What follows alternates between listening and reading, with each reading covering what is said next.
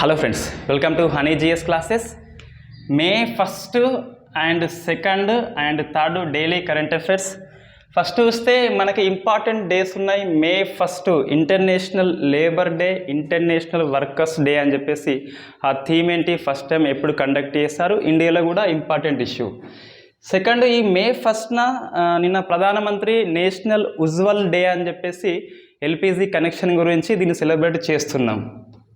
So మే 3 world press freedom day అని చెప్పేసి ఈ యునెస్కో అండ్ ఉరుగ్వే రెండు కలిపి కండక్ట్ చేస్తున్నాయి. నెక్స్ట్, ఇండియన్ పాలిటీ, జకాబ్ పూలియల్ అనే వ్యక్తి సుప్రీంకోర్టులో కేసు వేస్తాడు. ఈ వ్యాక్సిన్ తప్పనిసరి మీద మన కేసు తీర్పు చెప్పింది, వ్యాక్సిన్ తప్పనిసరి కాదు అని చెప్పేసి. నెక్స్ట్, ఎకనామిక్ వస్తే హైయెస్ట్ జిఎస్టీ అనేది ఏప్రిల్ మాసంలో వసూలైంది 1.68 లక్షల కోట్లు, వెరీ ఫస్ట్ టైం. సో మనకి జిఎస్టీ కౌన్సిల్ ఏంటి, ఆ ఆర్టికల్ ఏంటి అని చెప్పేసి గుర్తుపెట్టుకోవాలి. నెక్స్ట్, ఈ పవన్ హన్స్ లిమిటెడ్ ఒక హెలికాప్టర్ సర్వీస్ సంస్థ, దీన్ని సెంట్రల్ గవర్నమెంట్ ప్రైవేట్ పరం చేసింది, Star 9 అనే కంపెనీకి అమ్మేసింది. సో మనకి ఇది ఇటీవల డిస్ఇన్వెస్ట్మెంట్లో ఈ ఎయిర్ సర్వీస్లో సెకండ్, ఇది ఫస్ట్ వచ్చేసి Air India, second Pawan Hans అని చెప్పేసి ఆ సంస్థ. నెక్స్ట్, ఆర్బీఐ ఒక రిపోర్ట్ చెప్పింది, అది ఆర్బీఐ కరెన్సీ ఫైనాన్స్ అని చెప్పేసి 2034-35 కల్లా ఈ COVID-19 ఎఫెక్ట్ అనేది ఎకనామీ మీద ఉంటుందని చెప్పేసి ఆ ఇయర్ మనం గుర్తుపెట్టుకోవాలి. సైన్స్ అండ్ టెక్నాలజీ చూస్తే హీట్ వేవ్ అని చెప్పేసి మనకు వార్తల్లో ఉంది. వడదెబ్బ ఎందుకు వస్తుంది, నివారణ చర్యలు ఏంటి అని చెప్పేసి కారణాలు మనకి 2013 యూపీఎస్సి సివిల్స్ ప్రశ్న ఏంటి అంటే అర్బన్ హీట్ వేవ్కి కారణాలు పేర్కొని పరిష్కార మార్గాలు చెప్పు అని చెప్పేసి. నెక్స్ట్, అటిజం సపోర్ట్ నెట్వర్క్ అని చెప్పేసి ఈ అటిజం డిసీజ్ మీద ఎవరైతే వైకల్యంతో బాధపడుతున్నారో వాళ్ళ కోసము అవేర్నెస్ కోసము ఈ ప్రోగ్రామ్ లాంచ్ చేయబడింది. Next, semiconductor fab plant అనేది very first time in India కర్ణాటకలో లాంచ్ చేయబడింది. హైడ్రోజన్ ఫ్యూయల్ ఎలక్ట్రిక్ వెజిల్ అంటే ఈ షిప్ అనేది హైడ్రోజన్ ఇంధనంతో very first time Cochin shipyard తయారు చేసింది. సో మనకి వార్తల్లో ఉంది హైడ్రోజన్ ప్లాంట్ అని చెప్పేసి. Next, defender Europe and Swift response అని చెప్పేసి నాటో పోలాండ్ మధ్య ఒక రకమైన ఎక్సర్సైజ్ అది, ఎయిర్ ఫోర్స్ ఇది. ఈ చెరక్ సంహిత మీద ఒక కాంట్రవర్సీ ఏంటి అంటే నేషనల్ మెడికల్ కమిషన్ అనేది కొత్త రకం మీద డాక్టర్లు వచ్చినప్పుడు ప్రమాణం చేయాలి. ఇంతకుముందు హిపోక్రాటిక్ ప్రమాణం ఉండేది, ఇప్పుడు కొత్తగా చెరక్ శపథ్ అని చెప్పేసి ప్రవేశపెట్టబడింది. సో మనకి మదురై కాలేజీ ఇట్లా చేస్తే అతని యొక్క డీన్ని సస్పెండ్ చేస్తుంది గవర్నమెంట్. నెక్స్ట్, ఇంటర్నేషనల్ రిలేషన్స్ చూస్తే సో ఇండియా పీస్ కీపర్స్ వీళ్ళు ఈ దక్షిణ సుడాన్లో వర్క్ చేస్తున్నారు. యుఎన్ఓ తరపున మన ఆర్మీ అనేది వాళ్ళకి బెస్ట్ అవార్డు వచ్చింది. ఇండియా దుబాయ్ మధ్యన సిఈపిఏ అనేది మే 1 నుంచి అమల్లోకి వస్తుంది. What is the CEPA and CETA అని చెప్పేసి ఇంకోటి ఉంది, ఇండియా ప్లస్ ఆస్ట్రేలియాకి. ఇది ఇండియా దుబాయ్. ఇండియా కెనడా మధ్యన ఒప్పందం ఏంటి అంటే సో ప్రధానమంత్రి వర్చువల్ మోల్లో ఈ వల్లభాయ్ పటేల్ విగ్రహ ఆవిష్కరణ జరిగింది ఈ కెనడాలోని ఓంటారియో. మన కెనడా వార్తల్లో ఉంది, అక్కడ హెల్త్ ఎమర్జెన్సీ అనేది అమల్లో ఉంది. ఎందుకు అమల్లో ఉంది, తొలి కోవిడ్ వ్యాక్సిన్ ప్లాంట్ బేస్డ్గా కెనడా తయారు చేస్తుంది, కోవిఫెజ్ అని చెప్పేసి. నెక్స్ట్, ఈ ట్రేడ్ టేక్ కౌన్సిల్ అనే ఒప్పందం జరిగింది ఇండియా ప్లస్ యూరోపియన్ యూనియన్ మధ్యన. ఈ జయశంకర్ బంగ్లాదేశ్ అండ్ భూటాన్కి 2 దేశాలకి వెళ్ళిండు, విజిట్ చేస్తాడు. ఆ ఒప్పందాలు ఏంటి అని చెప్పేసి. ఇటీవల శ్రీలంక అండ్ మల్దీవులకు పోయినాడు. Next, Bangladesh and Bhutan. Next, appointment చూస్తే ఈ నీతి ఆయోగ్కి వైస్ చైర్మన్, విదేశాంగ శాఖ సెక్రటరీ, ప్రధానమంత్రికి సలహాదారుడు అండ్ ఈ సెంట్రల్ ఇన్వెస్టిగేషన్ ఏజెన్సీ అని చెప్పేసి అమెరికా దర్యాప్తు సంస్థకి టెక్నికల్ అడ్వైజర్గా ఒక ఇండియన్ నియామకము. నెక్స్ట్, ఇంకొకటి ఏది, ఈ కేంద్ర ప్రత్యక్ష పన్నుల బోర్డు చైర్మన్కి సంగీత సింగ్ అనే అమ్మాయి అపాయింట్మెంట్ అయింది. మనకి 5 కూడా ఇంపార్టెంట్ అండి. నెక్స్ట్, నేషనల్ ఇష్యూ చూస్తే యోగా ఉత్సవ్ అని చెప్పేసి ఈ ministry of Ayush 50 days count down to ఈ ఇంటర్నేషనల్ యోగా డే అని చెప్పేసి. ఇంతకుముందు మనకి ఈ ఏప్రిల్ 7 నుంచి 75 డేస్ ఉన్నది. సో మే 1 నుంచి 50 డేస్ అని చెప్పేసి సెలబ్రేట్ చేస్తుంది యోగా ఉత్సవ్ని. ఒక 5 ప్లేసెస్ని ప్రధానమంత్రి ఐకానిక్ ప్లేసెస్గా డిక్లేర్ చేశాడు ఈ యోగా కండక్షన్ కోసము.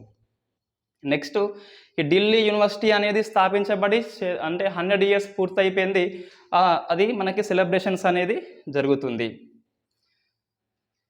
మనకి ఇటీవల ఈ కొచ్చిన్ షిప్ యార్డ్ అని చెప్పేసి 50 ఇయర్స్ పూర్తయింది. ఇక్రిసాట్ అని చెప్పేసి 50 ఇయర్స్ పూర్తయింది. నెక్స్ట్ మియాన్కా బాడా రైల్వే స్టేషన్ పేరు ఈ మహేష్ నగర్ హల్ట్గా పేరు మార్చారు. సో ఈ రైల్వే అనేది సెంట్రల్ కిందికి వస్తుంది, బట్ పేరు మార్పు అనేది స్టేట్ కిందికి వస్తుంది. ఇటీవల ఈ హబీజ్ గంజ్ యొక్క పేరు ఈ రాణి కళావతి అని చెప్పేసి పేరు మారుస్తారు. ఈ స్పోర్ట్స్ చూస్తే ఈ పివి సింధుకి ఆసియా బ్యాడ్మింటన్ ఛాంపియన్షిప్లో ఈ కాంస్యం వచ్చింది, బ్రాంజ్ వచ్చింది. నెక్స్ట్ ఈ హర్షద్ శరద్ ఒక అమ్మాయి ఈ జూనియర్ వెయిట్ లిఫ్టింగ్ ఛాంపియన్షిప్లో ఫస్ట్ టైం స్వర్ణం వచ్చింది in India, very first time, right. ఇది కరెంట్ అఫైర్స్ మనకి ఈరోజు అన్నీ ఇంపార్టెంట్ ఇష్యూ అండి. Polity, economy, science and technology, appointment, international relations, national issue, sports. ఇంకోటి ఈ ప్రధానమంత్రి ఈ జర్మనీ అండ్ డెన్మార్క్, ఫ్రాన్స్ పర్యటన మనకి మే 3 అంటే రేపటికల్లా అయిపోతుంది. ఒకేసారి క్లాస్ చేద్దాం. అది 3 దేశాలు రిలేషన్స్ విత్ ఇండియా అని చెప్పేసి. సో ఫస్ట్ చూస్తే ఈ మే 1 ఇది కార్మిక దినం, ఇంటర్నేషనల్ లేబర్ డే అని చెప్పేసి, ఇంటర్నేషనల్ వర్కర్స్ డే కూడా పిలుస్తాం దీన్ని. So labour day and workers day అని చెప్పేసి. ఈ థీమ్ ఏంటి అంటే ఈ వర్క్ ప్లేస్ దగ్గర సెక్యూరిటీ ఉండాలి, సేఫ్ గార్డ్స్ ఉండాలని చెప్పేసి theme. So security and safe guards at work place అంటే పనిచేసే ప్రదేశంలో సెక్యూరిటీ ఉండాలి, రక్షణ ఉండాలని చెప్పేసి, సేఫ్ గార్డ్స్ ఉండాలని చెప్పేసి థీమ్ పెట్టుకోవడం జరిగింది. ఈ మే 1 కార్మిక దినము ఎందుకు సెలబ్రేట్ చేస్తామంటే ఈ ఒక్క రీజన్ అంటే ఏమీ లేదు. మనకు అథెంటిక్ సోర్స్ ఏంటి అంటే ఇక్కడ ఈ రమేష్ సింగ్ బుక్లో ఉన్నటువంటి సోర్స్ ఏంటి. సో మనకి లేబర్ డే అని చెప్పేసి ILO అంతర్జాతీయ సంస్థ కింద పనిచేస్తుంది. సో దాని ప్రకారం చూస్తే 1886లోనట ఈ అమెరికాలోని చికాగోలో హే మార్కెట్ ఇక్కడ ఈ రోజుకి 8 అవర్స్ మాత్రమే వర్కింగ్ అవర్స్ ఉండాలని చెప్పేసి ధర్నా చేస్తే బాంబు దాడిలో చాలా ఎక్కువ మంది మరణిస్తారు. సో దానికి గుర్తుగా 1890లో very first time America conduct చేస్తుంది 1890లో. సో ఫస్ట్ లేబర్ డే ఎప్పుడంటే 1890. ఎందుకు అంటే చికాగో హే మార్కెట్లో జరిగిన బాంబు దాడికి సంఘీభావంగా దీన్ని కండక్ట్ చేస్తున్నాం. ఓకే, ఇది ప్రపంచంలో చూస్తే. What about India? మనకి ఇది హిస్టరీ పరంగా ఫేమస్ బిట్ అండి. ఇండియా చూస్తే వెరీ ఫస్ట్ టైం 1923లో ఈ సింగరవేలు చెట్టియార్ అని చెప్పేసి ఈ మద్రాసులో ఫేమస్ కార్మికుడు. సో చెట్టియార్ ఇతను ఒక సంఘాన్ని స్థాపిస్తాడు. అది so labour union Kisan of Hindustan అని చెప్పేసి. సో హిందుస్థాన్లో రైతే కార్మికుడు అని చెప్పేసి అర్థం వచ్చేలా ఒక సంస్థని స్థాపిస్తారు. తెలుగులో చూస్తే గిట్ట హిందుస్థాన్ రైతు కార్మిక సంస్థ అని చెప్పేసి ఈ సంఘము వెరీ ఫస్ట్ టైం 1923లో ఈ కార్మిక దినాన్ని సెలబ్రేట్ చేస్తుంది మద్రాసులో. ఇది మనకి హిస్టరీలో ఫేమస్ బిట్. ఇది కార్మిక సంఘాలు చూస్తే మనకి ఈ 1918లో ఈ ఇయర్ గుర్తుపెట్టుకోవాలి. ఎవరు? BP వాడియా. మనకు తెలుసు హోమ్ రూల్ యొక్క సెక్రటరీ ఈ BP వాడియా తొలిసారిగా కార్మిక సంఘాన్ని స్థాపిస్తాడు. అది మద్రాస్ లేబర్ యూనియన్ అని చెప్పేసి. సో మద్రాస్ లేబర్ యూనియన్ ఇది ట్రేడ్ యూనియన్స్లో అంటే కార్మిక సంఘాల్లో ఫస్ట్ సంఘం in India. Not national level but ఫస్ట్ది. నేషనల్ లెవెల్లో చూస్తే గిట్ట all India trade union conference అని చెప్పేసి ఒక 3 ఉంటారు ఫేమస్ మనకి. లజపతి రాయ్ ఒకడు,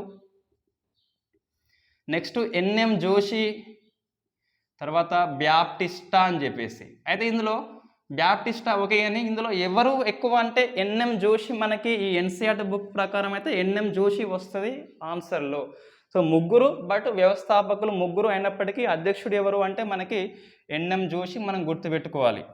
రైట్, ఇది ఇండియా పాయింట్ ఆఫ్ వ్యూలో ఫస్ట్ ట్రేడ్ యూనియన్ అంటే Madras labour union, BP Wadia. All India లెవెల్లో వస్తే ఇట్ట వీళ్ళది, so all India trade union conference అని చెప్పేసి.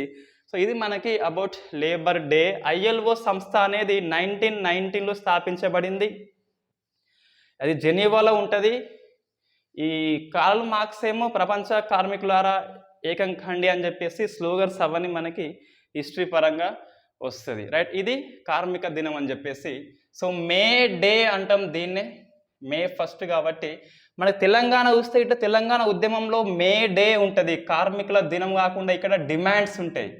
సో తెలంగాణ డిమాండ్ డే ఎప్పుడు అంటే 1969 మే 1 అని చెప్పేసి పిలుస్తాం, అది డిమాండ్. సో కార్మికులకు డిమాండ్ ఉంటుంది కాబట్టి మనం అట్లా ఈజీగా ఐడెంటిఫై చేయవచ్చు. రైట్, నెక్స్ట్ ఏంటి అంటే మళ్ళీ మే 1న ఉజ్వల దినం అని చెప్పేసి 2022 నుంచి సెలబ్రేట్ చేస్తున్నాం. వెరీ ఫస్ట్ టైం ఇది. మనకి ఈ నేషనల్ స్టార్టప్ డే అని చెప్పేసి స్టార్టప్ ఇండియా ప్రోగ్రామ్ జనవరి 16న స్టార్ట్ అవుతుంది. సో ఇదేమో ఈ ఉజ్వల ప్రోగ్రాం, ప్రధానమంత్రి ఉజ్వల యోజన అనే ప్రోగ్రాం అనేది 2016 మే 1న స్టార్ట్ అయింది కాబట్టి ఆ సందర్భంగా ఈ రోజుని ఉజ్వల దినంగా సెలబ్రేట్ చేసుకుంటున్నాం. రైట్, థీమ్ ఏంటి అంటే ఉజ్వల దినం యొక్క థీమ్, సో ఎవ్రీ హౌస్కి ఎల్పిజి కనెక్షన్ ఇవ్వాలి, అది థీమ్ అండి. So LPG connection to every house hold means ఒక గృహము. సో ప్రతి గృహానికి ఎల్పిజి కనెక్షన్ అనేది ఇవ్వాలి అని చెప్పేసి ఆ థీమ్. ఎందుకు సెలబ్రేషన్ అంటే ప్రధానమంత్రి ఉజ్వల యోజన స్కీమ్ స్టార్ట్ అయింది కాబట్టి ఆ సందర్భంగా సెలబ్రేషన్ చేస్తున్నాము. రైట్, మన కరెంట్ అఫైర్స్ జనవరి నుంచి చూస్తే ఈ 100% ఎల్పిజి అంటే ప్రతి గృహానికి ఎల్పిజి కనెక్షన్ ఇచ్చిన ఫస్ట్ స్టేట్ ఏంటి అంటే Himachal Pradesh. So first free smoke state, పొగ రహిత రాష్ట్రము అంటే హిమాచల్ ప్రదేశ్ మనకి వార్తల్లో ఉంది. మేబీ ఫిబ్రవరి జనవరి ఎండింగ్ మధ్యలో ఈ రికార్డు సృష్టించింది. రైట్, మనకు ఎల్పిజి గ్యాస్ మనకు ఉండేది, దాంట్లో బ్యూటెన్ అని చెప్పేసి వాయువు అనేది ఉంటుంది. సో ఇది మనకి ఉజ్వల దినము. ఉజ్వల యోజన స్కీమ్ ఏంటి అంటే ఈ బీపీఎల్ వర్గంలో ఉన్న మహిళలకి ఉచితంగా గ్యాస్ కనెక్షన్ అనేది ఇస్తుంది. రైట్, ఈ గివ్ అప్ అని చెప్పేసి ఇంకో ప్రోగ్రామ్ ఉన్నది. బీపీఎల్ వర్గం లేకుండా ఉన్న వాళ్ళు తమ యొక్క సిలిండర్ కనెక్షన్ని ఇచ్చేయాలి వాపస్ అని చెప్పేసి, అది గివ్ అప్ అని చెప్పేసి ఇంకొకటి ఉన్నది. ఓకే, రైట్, నెక్స్ట్ మే 3 అండి. ఈరోజు మనకి వరల్డ్ ప్రెస్ ఫ్రీడమ్, సో ప్రపంచ పత్రిక స్వేచ్ఛ దినం అని చెప్పేసి ఈరోజు సెలబ్రేట్ చేసుకుంటాం మనం. సో ఫస్ట్ది 1993లో, ఎందుకు అని చెప్పేసి మనకు రీజన్స్ అనేవి ఏవీ లేవు, బట్ 1993 నుంచి స్టార్ట్ అవుతుంది. ఈ యుఎన్ఓ యొక్క సాధారణ అసెంబ్లీ అనేది 1990లో ఆమోదిస్తుంది. సో 1993 నుంచి సెలబ్రేషన్స్ షురు అనేది అవుతుంది. రైట్, థీమ్ ఏంటి అంటే మే 3 ప్రపంచ పత్రిక స్వేచ్ఛ. Theme journalism under digital size. అంటే ఈ డిజిటల్ నిఘాలో జర్నలిజం ఉన్నదని చెప్పేసి అన్ని దేశాలు జర్నలిజం వాళ్ళకి ఇబ్బంది గురి చేస్తున్నారని చెప్పేసి ఆ థీమ్ పెట్టుకోవడం జరిగింది. సో మనకి ఈ సంవత్సరం థీమ్ ఏంటి అంటే ప్రపంచ పత్రిక స్వేచ్ఛ ఇవ్వాలి ఈ ఎవరికి అంటే ఈ పత్రిక వాళ్ళకి అని చెప్పేసి. రైట్, ఇప్పుడు ఈ కాన్ఫరెన్స్ ఒకటి జరుగుతుందండి, ఇది వరల్డ్ ప్రెస్ ఫ్రీడమ్ మీద కాన్ఫరెన్సు సమ్మిట్ అనేది జరగబోయేది. యునెస్కో ప్లస్ ఉరుగ్వే రెండు కలిపి సంయుక్తంగా దీన్ని కండక్ట్ చేస్తున్నాయి. థీమ్ అంటే సేమ్ థీమ్, అదే జర్నలిజం అండర్ డిజిటల్ సైజ్ అని చెప్పేసి, డిజిటల్ నిఘాలో జర్నలిజం ఉంది అని చెప్పేసి.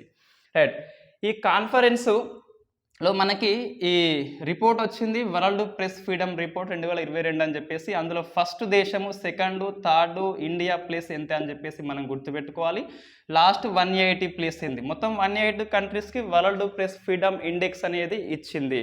సో దీని ప్రకారం first Norway, next Denmark, first 3 గుర్తుపెట్టుకోవాలి. స్వీడన్ గుర్తుంటే మనకి ఈజీగా, ఎందుకంటే ఇవి 3 దేశాలు కూడా నార్డిక్ కంట్రీస్ కాబట్టి. ఇంకా ఐస్లాండ్ వస్తుంది నార్డిక్ కంట్రీలో, అవి ఇక్కడ లేదు. బట్ మన ఫస్ట్ 3 అయితే Norway, Denmark and Sweden. So 150 ఉన్నది ఇండియా. 2020 చూస్తే 136, ఇవి గుర్తుపెట్టుకోవద్దు అవసరం లేదు. 2021 చూస్తే 142, 2022 చూస్తే 150.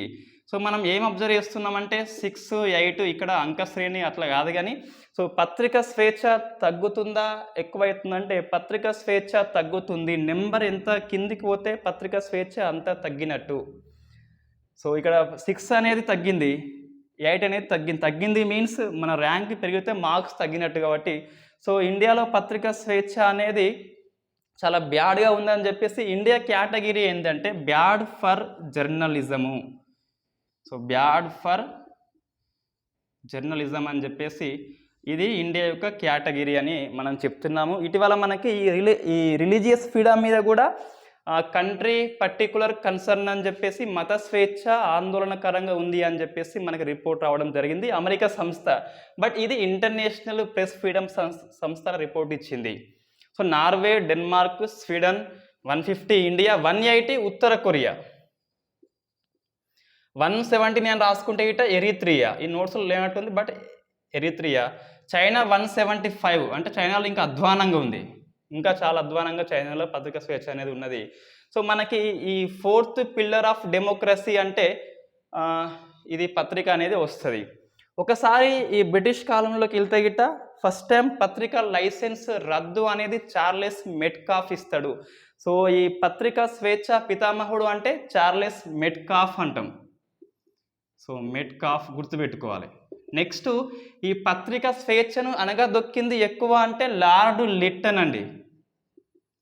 ఇతను ప్రాంతీయ పత్రికా చట్టం అని చెప్పేసి తీసుకొస్తాడు. సో దాన్ని గ్యాగింగ్ యాక్ట్ అంటాం, అంటే ఈ గొంతు నొక్కే చట్టం అని చెప్పేసి పిలుస్తాం. లార్డ్ లిట్టన్ దీన్ని లార్డ్ రిప్పన్ ఎత్తివేస్తాడు. దేన్ని ఈ ప్రాంతీయ చట్టం అని చెప్పేసి లిట్టన్ విధిస్తాడు, ఇతను రిప్పన్ ఎత్తేస్తాడు. ఇందులో ఏముంటుంది అంటే ప్రాంతీయ భాషల్లోకి పత్రికలు ఉండద్దు, కేవలం ఇంగ్లీష్ భాషలో ఉండాలని చెప్పేసి లిట్టన్ యొక్క చర్య. సో మన ఇంగ్లీష్ రాదు కాబట్టి మనం వాటితోనే ప్రచురించము, కాబట్టి మన గొంతు నొక్కే ప్రక్రియ అని చెప్పేసి దీన్ని పిలుస్తాం. సో గ్యాగింగ్ యాక్ట్ అంటే గొంతు నొక్కే చట్టం అని చెప్పేసి పిలుస్తాం. సో తర్వాత రిప్పన్ వచ్చేసిండు, దీన్ని రద్దు చేస్తాడు. ఈ రిప్పన్ మనకి స్థానిక సంస్థల పితామహుడు అని చెప్పేసి పిలుస్తాం. ఎవరిని? రిప్పన్ని. అది మనకి మోడర్న్ ఇండియా చూస్తే ఇట్ట. సో నెక్స్ట్ ఫేమస్ కేసు అండి ఈ జకాబ్ పులియేల్ అని చెప్పేసి. సో జకాబ్ పులియేల్ ఈయన ఎవరు అంటే ఈ ఎన్త్యాగి యొక్క మాజీ సభ్యుడు. ఎన్త్యాగి ఏంటంటే national technical advise group of immunization. అంటే మనకి ఈ COVID-19 వ్యాక్సిన్ మీద ఇతర వ్యాక్సిన్ మీద సలహా ఇస్తుంది. అడ్వైజరీ గ్రూపు, టెక్నికల్ గ్రూప్ ఇది. దేని మీద? ఇమ్యునైజేషన్ మీద, అంటే వ్యాక్సిన్ మీద ఇది గ్రూప్ ఇస్తుంది. అటువంటి గ్రూప్ సభ్యుడు ఈ సుప్రీంకోర్టులో కేసు వేస్తాడు వ్యాక్సిన్ తప్పనిసరి చేయొద్దని చెప్పేసి. సో ఇప్పుడు సభ్యుడు కాదండి ఎన్త్యాగిలో. Jacob Puliyel versus union of India 2022 case.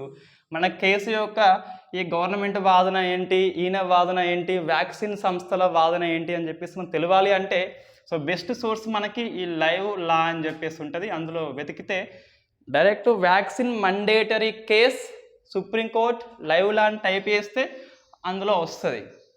So Jacob Puliyel versus union of India case. ఈ కేసులో ఏంటి ఫస్ట్ ఈయన ఏమంటాడు అంటే వ్యాక్సిన్ తప్పనిసరి చేయొద్దని చెప్పేసి సుప్రీంకోర్టులో కేసు వేస్తాడు. సో సుప్రీంకోర్టు తీర్పు చెప్పింది వెరీ ఫస్ట్ టైం, పూర్తిగా కంప్లీట్ జడ్జిమెంట్ వచ్చేసింది.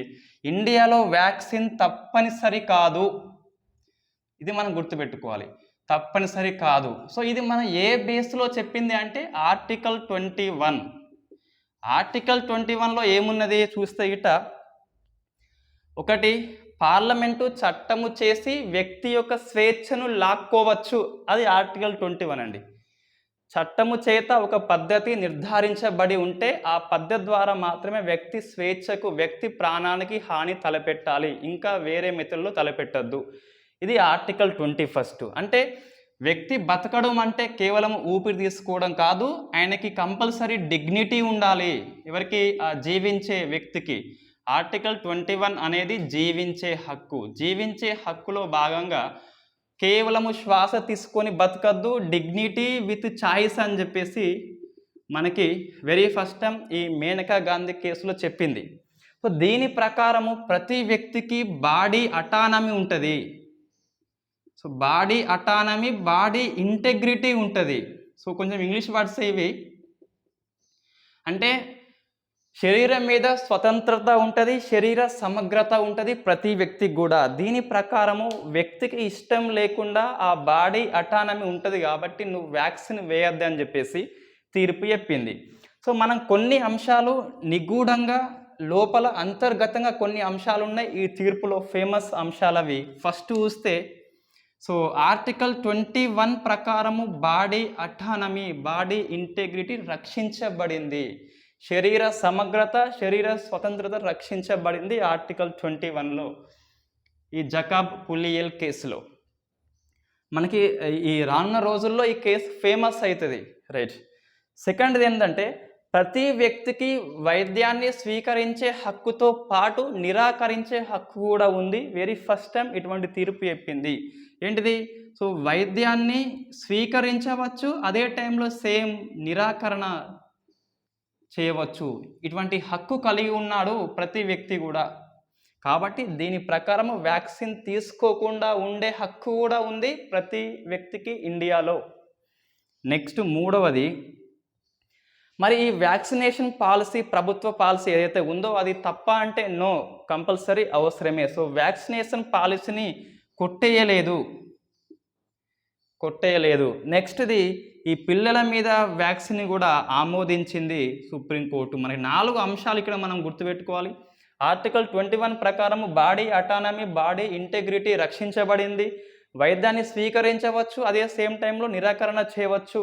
సో వ్యాక్సినేషన్ పాలసీని సమర్థించింది, పిల్లల వ్యాక్సిన్ సమర్థించింది సుప్రీంకోర్టు అని చెప్పేసి ఇది మనకి సేమ్ ఇదే రకంగా ఈ బాడీ అటానమీ ఉంటుందని చెప్పేసి 377 సెక్షన్ ప్రకారము స్వలింగ సంపర్కము నేరం కాదు అని చెప్పేసి, ఎవరి బాడీ ఎవరి ఇష్టం, వాని బాడీ వాని ఛాయిస్, నీకేమవుతుందని చెప్పేసి supreme court నవత్ Tej Singh Johar versus union of ఇండియాలో తీర్పు చెప్పి ఉన్నది. ఇంతకుముందు నాజ్ ఫౌండేషన్ చెప్పింది ఢిల్లీ హైకోర్టు అప్పుడు, ఇదేమో నవతేజ్ సింగ్ జోహార్ అంటే సుప్రీంకోర్టు, నవతేజ్ ఫౌండేషన్ అంటేనేమో ఢిల్లీ హైకోర్టు. ఈ ఢిల్లీ హైకోర్టు కేసుని అశోక్ కుమార్ కేసులో కొట్టిపడేస్తే సుప్రీంకోర్టు. ఇక్కడ మనకి ఒకసారి ఆర్డర్ చూస్తే ఫస్ట్ ఈ నాజ్ ఫౌండేషన్ అనే కేసులో versus union of India, but Delhi high court ఏమన్నది? స్వలింగ సంపర్కము నేరం కాదు అన్నది. సో దీన్ని ఓవర్కమ్ చేస్తూ Ashok Kumar versus union of India కేసులో ఈ నాజ్ ఫౌండేషన్ కేసుని కొట్టి పడేస్తుంది, స్వలింగ సంపర్కము నేరం అని చెప్పి చెప్తే లాస్ట్కి నవతేజ్ సింగ్ జోహార్ కేసులో నేరం కాదు, 377 సెక్షన్ చెల్లదు అని చెప్పేసి చెప్తుంది. ఇది మనకి ఇది జకోబ్ పులియల్ కేసు. వ్యాక్సిన్ తప్పనిసరి కాదు. ఒకసారి చూస్తే మన కరెంట్ అఫైర్స్ బ్యాక్ వెళ్తే అప్ టు జనవరి నుంచి చూస్తే సో వ్యాక్సిన్ వేసుకొని కారణంగా ఈ ఆస్ట్రేలియా ఓపెన్ ఆడని ప్రముఖ వ్యక్తి జకోవిచ్, సెర్బియా దేశము. ఈ జకోవిచ్ రానున్న వింబుల్డన్ ఇవి కూడా ఆడలేకపోవచ్చు, మేబీ ఛాన్సెస్ అయితే ఉన్నది. నెక్స్ట్ ఈ వ్యాక్సినేషన్ మండేటరీ చేసిన ఫస్ట్ కంట్రీ కెనడా అండి. కెనడాలో ఈ ట్రక్ డ్రైవర్లు ఉంటారు, అమెరికా నుంచి వస్తారు కాబట్టి వాళ్ళకి తప్పనిసరి చేస్తే వాళ్ళు ధర్నా చేస్తే కెనడా ప్రధాని జస్టిన్ ట్రూడో అని చెప్పేసి ఆ ట్రూడో ఈ కెనడా దేశంలో నేషనల్ ఎమర్జెన్సీ విధిస్తాడు, హెల్త్ ఎమర్జెన్సీ అనేది విధిస్తాడు. సో మనకి సెకండ్ కంట్రీ అయితే ఆస్ట్రియా. ఫస్ట్ ఏంటిది అంటే కెనడా, సెకండ్ ఆస్ట్రియా. ఇప్పటికీ తప్పనిసరి చేస్తే ఇండియా కూడా 100% వ్యాక్సిన్ వైపు వెళుతుంది, బట్ ఇక్కడ 100% మీన్స్ అందరికీ తప్పనిసరి కాదు అని చెప్పేసి సుప్రీంకోర్టు చెప్పింది, రైట్. నెక్స్ట్ ఈ ఎకనామీ చూస్తే హైయెస్ట్ జిఎస్టీ వసూలైంది ఎప్పుడు అంటే సో ఏప్రిల్ మాసంలో గుర్తుపెట్టుకోవాలి. 2022 ఏప్రిల్లో ఈ జిఎస్టీ 2017 మనకి జూలై 1న వస్తుంది అమల్లోకి. అప్పటి నుంచి ఇప్పటికి చూస్తే వెరీ ఫస్ట్ టైం 1.5 లక్షల కోట్లు దాటింది. ఇప్పుడు ఎంత అంటే సో 1,67,540 కోట్లు, రఫ్గా చూస్తే 1.68 లక్షల కోట్లు అని చెప్పేసి ఇది హైయెస్ట్ వసూలు ఏప్రిల్లో. ఇది మనకి ఏం చెప్తుంది అంటే ఈ గణాంకాలు సో ఆర్థిక వ్యవస్థ రికవరీ అవుతుంది ఆఫ్టర్ కోవిడ్-19 బ్యాడ్ సిచ్యువేషన్ అనంతరము. ఈ పన్ను ఎగవేతదారులు ఎక్కువ మంది లేరు అని చెప్పేసి ఇండియాలో ఇవి 2 అంశాలు మనకి చెప్తున్నాయి ఈ డాటా ఆధారంగా. ఈ జిఎస్టీ అనేది మనకి ఎట్లా వస్తుందంటే గూడ్స్ అండ్ సర్వీస్ ట్యాక్స్ అనేది ఈ వాజ్పేయి పీఎంగా ఉన్నప్పుడు వెరీ ఫస్ట్ టైం పశ్చిమ బెంగాల్ ఆర్థిక శాఖ మంత్రి దాస్ గుప్తా అని చెప్పేసి కమిటీ నియమిస్తే తర్వాత ఇది మనకి కేంద్ర రాష్ట్ర సంబంధాలు అని చెప్పేసి ఉంటుంది. ఈ కేంద్ర రాష్ట్ర సంబంధాలలో ఆర్థిక సంబంధాలు ఉంటుంది. ఈ ఆర్థిక సంబంధాల్లో ఏదైనా సవరణ చేయాలంటే కంపల్సరీ పార్లమెంట్లో 2/3 మెజారిటీ అండ్ సగం రాష్ట్రాలు ఆమోదించాలి, సమైక్య కాబట్టి. సో అటువంటిది జిఎస్టీకి అవసరం కాబట్టి 2/3 majority Lok Sabha Rajya Sabha plus half of the states special majority అవసరం కాబట్టి ఇది ముందుకు పోలేదు, సగం స్టేట్స్ ఆమోదించాయి కాబట్టి. తర్వాత ఈ విజయ్ కేల్కర్ కమిటీ సిఫార్సు ఆధారంగా లాస్ట్కి అయితే 2017లో జిఎస్టీ అనేది అమల్లోకి వచ్చింది. ఫస్ట్ స్టేటు అస్సాం అనేది ఆమోదిస్తుంది, లాస్ట్ జమ్మూ కాశ్మీర్ అనేది ఆమోదిస్తుంది. రైట్. ఈ జిఎస్టీ అనేది 101వ రాజ్యాంగ సవరణ చట్టం ద్వారా అమల్లోకి వచ్చింది. ఎందుకు సవరించిందంటే ఇది సెంటర్ స్టేట్ రిలేషన్స్ని ఎఫెక్ట్ చేస్తుంది కాబట్టి సవరించాల్సి వచ్చింది. సో ఫస్ట్ అస్సాం ఆమోదిస్తే లాస్ట్కు జమ్మూ కాశ్మీర్ ఆమోదించింది. సో దీని ప్రకారం 1 జూలై 2017 అమల్లోకి వచ్చింది. విజయ్ కేల్కర్ కమిటీ సిఫార్సు మేరకి. దాస్ గుప్తా ఏం కాదండి. ఓకే, ఒక రాజ్యాంగ సవరణ చేసిందంటే రాజ్యాంగంలో ఏదైనా ఆర్టికల్స్ తీసేసిండ్రు లేదా యాడ్ చేసిండ్రు. ఇక్కడ యాడ్ చేస్తారు 246A, 269A, 279A ఇవి రాసుకోవాలి. ఎందుకంటే మనకు జిఎస్టీ క్లాస్ చెప్పేది ఎకనామీ లెక్చర్స్ చెప్తారు, వాళ్ళకి రాజ్యాంగ సవరణ మీద ఐడియా ఉండదు, ఈ ఒకటి చెప్పేసి వదిలేస్తారు. బట్ ఇక్కడ మనకు 3 ఆర్టికల్స్ సవరణ జరిగింది. సో 246A ఏంటిదంటే సో సెంట్రల్ జిఎస్టీ ఉంటుంది, స్టేట్ జిఎస్టీ ఉంటుంది కాబట్టి ఎవరి పరిధిలో వాళ్ళు చట్టము చేసుకోవచ్చు. సో పార్లమెంటు చట్టం చేయవచ్చు, నా రాష్ట్రం చట్టం చేయవచ్చు. 269A ఏంటిదంటే ఈ ఐజిఎస్టీ అని చెప్పేసి ఇంటర్ స్టేట్ జిఎస్టీ ఉంటుంది.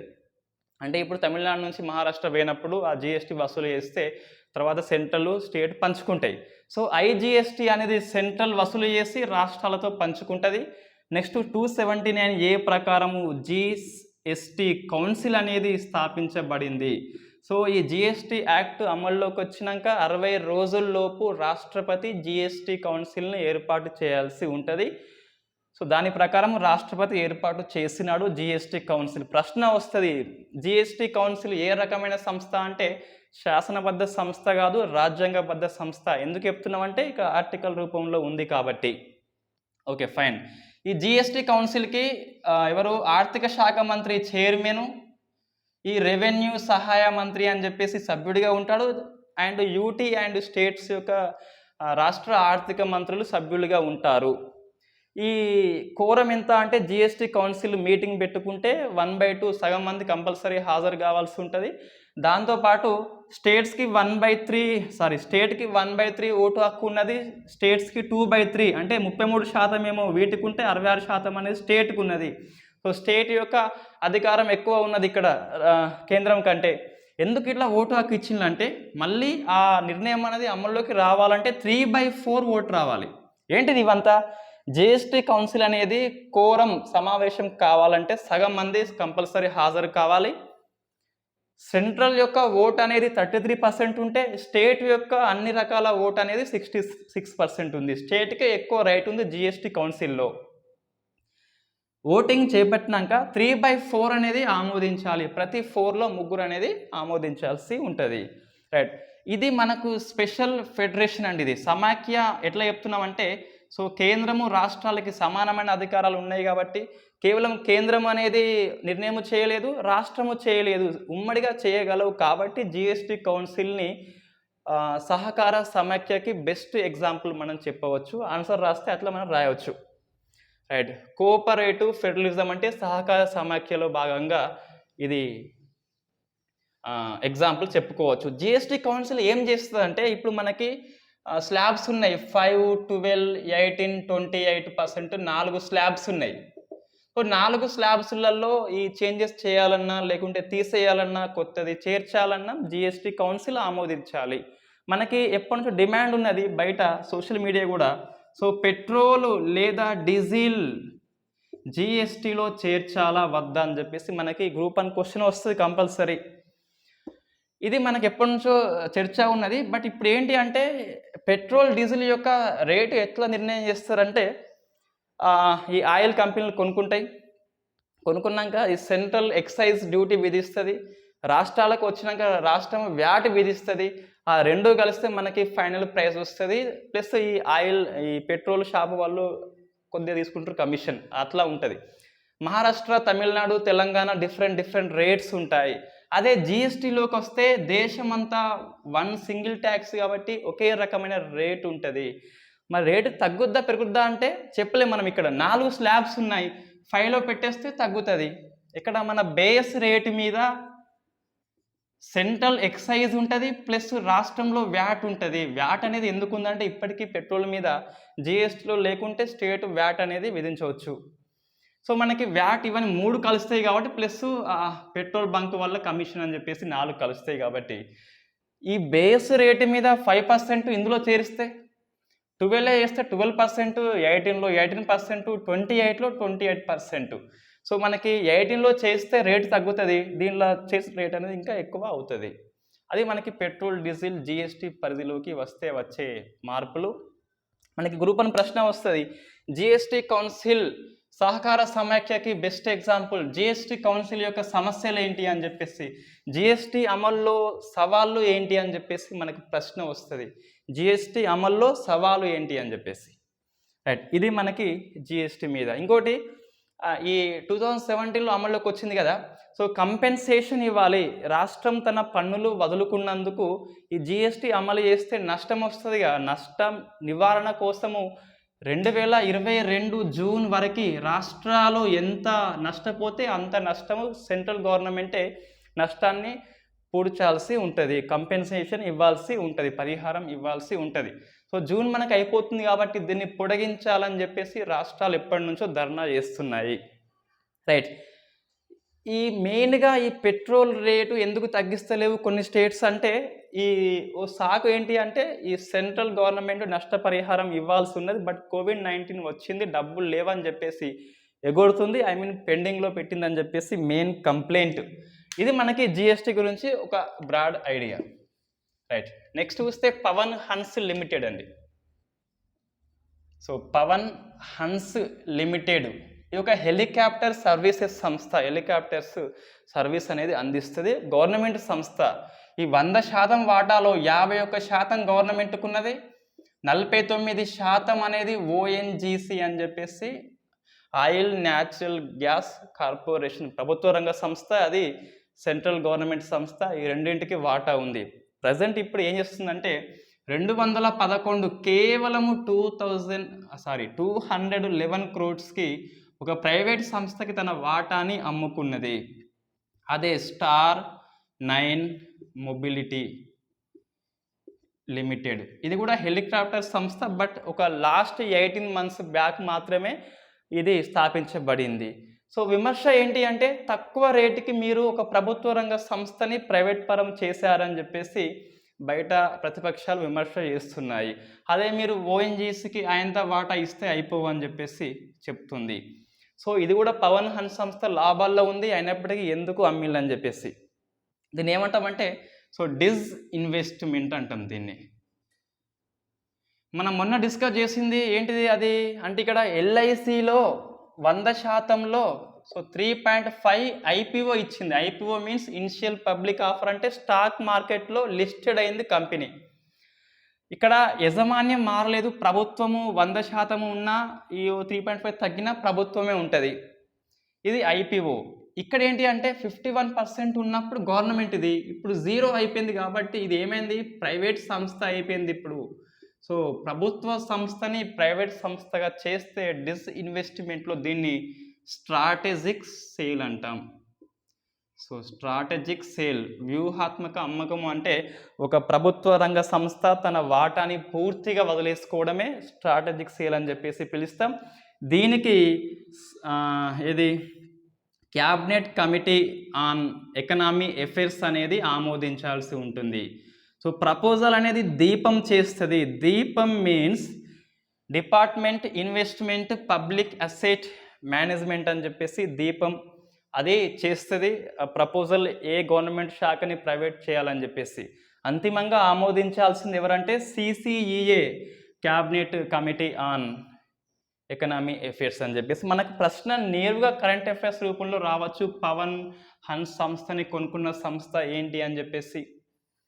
లేకుంటే ఈ పవన్ హన్స్ లిమిటెడ్ని ఎంపిక చేసిన శాఖ ఏంటంటే దీపం అని ఉంటుంది, department of investment public assets management అని చెప్పేసి. అంతిమంగా ఆమోదించాల్సింది పెట్టుబడుల ఉపసంహరణని అంతిమంగా ఆమోదించాల్సింది ఎవరంటే సిసిఈఏ. ఇక్కడ ఎవరు అంటే సెబీ ఆమోదించాలి. ఎందుకు సెబీ అంటే అక్కడ స్టాక్ మార్కెట్లో లిస్ట్ అయి ఉంది కాబట్టి స్టాక్ మార్కెట్, క్యాపిటల్ మార్కెట్ రెండు కూడా సెబీ కిందికి వస్తాయి కాబట్టి సెబీ. రెండు డిఫరెంట్, పూర్తిగా డిఫరెంట్ రెండు. ఇది మనకి ఎకనామీ కిందకి వస్తుంది. ఒకసారి ఇటీవల మనకు చూస్తే గిట్ట డిస్ఇన్వెస్ట్మెంట్ చూస్తే ఎయిర్ ఇండియా సంస్థ థాలెస్కి అమ్మేసింది. సో అది సివిల్ ఏవియేషన్ రంగంలో ఫస్ట్ది, ఇది సెకండ్ది, సివిల్ ఏవియేషన్ రంగంలో సెకండ్ది. ఇటీవల ఉక్కు కర్మాగార సంస్థ నీలాచల్ ఇస్పాత్ నిగమ్ లిమిటెడ్ దాన్ని టాటా కంపెనీకి అమ్మేసింది. ఈ తొలిసారిగా ప్రభుత్వ రంగ ఉక్కు పరిశ్రమని ప్రైవేట్ పరం చేయడం వెరీ ఫస్ట్ టైం. అది ఒడిశాలో ఉంటుంది, నీలాచల్ సంస్థ అని చెప్పేసి. మనకు ఇటీవల జరిగిన డిస్ఇన్వెస్ట్మెంట్ ఇవన్నీ. సో దీపం ప్రపోజ్ చేస్తే సిసిఈఏ ఆమోదించాల్సి ఉంటుంది.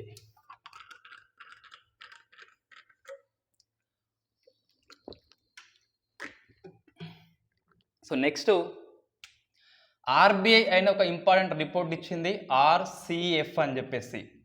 ఏంటి ఆర్సిఎఫ్ అంటే ఆర్బీఐ కరెన్సీ అండ్ ఫైనాన్స్ అని చెప్పేసి ఆ రిపోర్ట్ ఇచ్చింది. ఈ రిపోర్ట్ పేరేంటి అంటే పునరుద్ధరణ అండ్ పునర్నిర్మాణము. ఈ రిపోర్ట్ పేరెంట్. రిపోర్ట్ లోపల ఏముంటుందంటే కోవిడ్-19 యొక్క బ్యాడ్ సిచ్యువేషన్స్ ఎప్పటికల్లా రికవర్ అవుతాయి అంటే, సో 2034-35 ఎకనామిక్ ఇయర్లో, ఫైనాన్షియల్ ఇయర్ 2035 కల్లా ఈ బ్యాడ్ సిచ్యువేషన్ యొక్క ఎఫెక్ట్ అనేది రికవరీ అవుతుంది. But conditions apply. ఏంటి కండిషన్ అంటే ఎవ్రీ ఇయర్ కూడా ఇక మీద 7.5 లేదా ఎక్కువ జీడిపి అనేది నమోదు చేస్తూ ఉంటే 34-35 కల్లా ఇది రికవరీ అవుతుంది. ఇది ఆర్బీఐ రిపోర్టు. కొంచెం గవర్నమెంట్కి అగెనిస్ట్ రిపోర్ట్ ఏంటి అంటే ఇది మనకి ఎగ్జామ్ దృష్టి అవసరం లేదు. సో గవర్నమెంట్ దాస్తుంది ఎకనామీ రికవరీ అవుతుందని చెప్పేసి వి షేప్లో ఉంది అంటుంది. వి షేప్లో లేదు, ఏం షేప్లో లేదు, కానీ నష్టాల్లో ఉన్నాం మనం అని చెప్పేసి చెప్తుంది RBI report. Next science and technology, heat wave. So మనకి ఇది గ్రూప్ 1 సివిల్స్ 2013 ప్రశ్న అండి ఇది. ఏది అర్బన్ హీట్ వేవ్ అంటే ఏమిటి, పరిష్కార మార్గాలు చెప్పు అని చెప్పేసి, కారణాలు చెప్పు అని చెప్పేసి ప్రశ్న వచ్చింది. అందులో మనకి వార్తల్లో ఉంది హీట్ వేవ్, వడదెబ్బ అని చెప్పేసి పిలుస్తాం. So first what is the heat wave అంటే ఐఎండి ప్రకారము, సో ఇండియా వాతావరణ విభాగము, ఇండియా మెట్రలాజికల్ డిపార్ట్మెంట్ అని చెప్పేసి ఇది పూణేలో ఉంటుంది. సో పూణే. దీని ప్రకారము ప్లేన్ ఏరియా అంటే మైదాన ప్రాంతాలలో 40 degrees ఉండొచ్చు. కోస్టల్ లైన్ తీర ప్రాంతాలలో 37 degrees ఉండొచ్చు టెంపరేచర్ అనేది.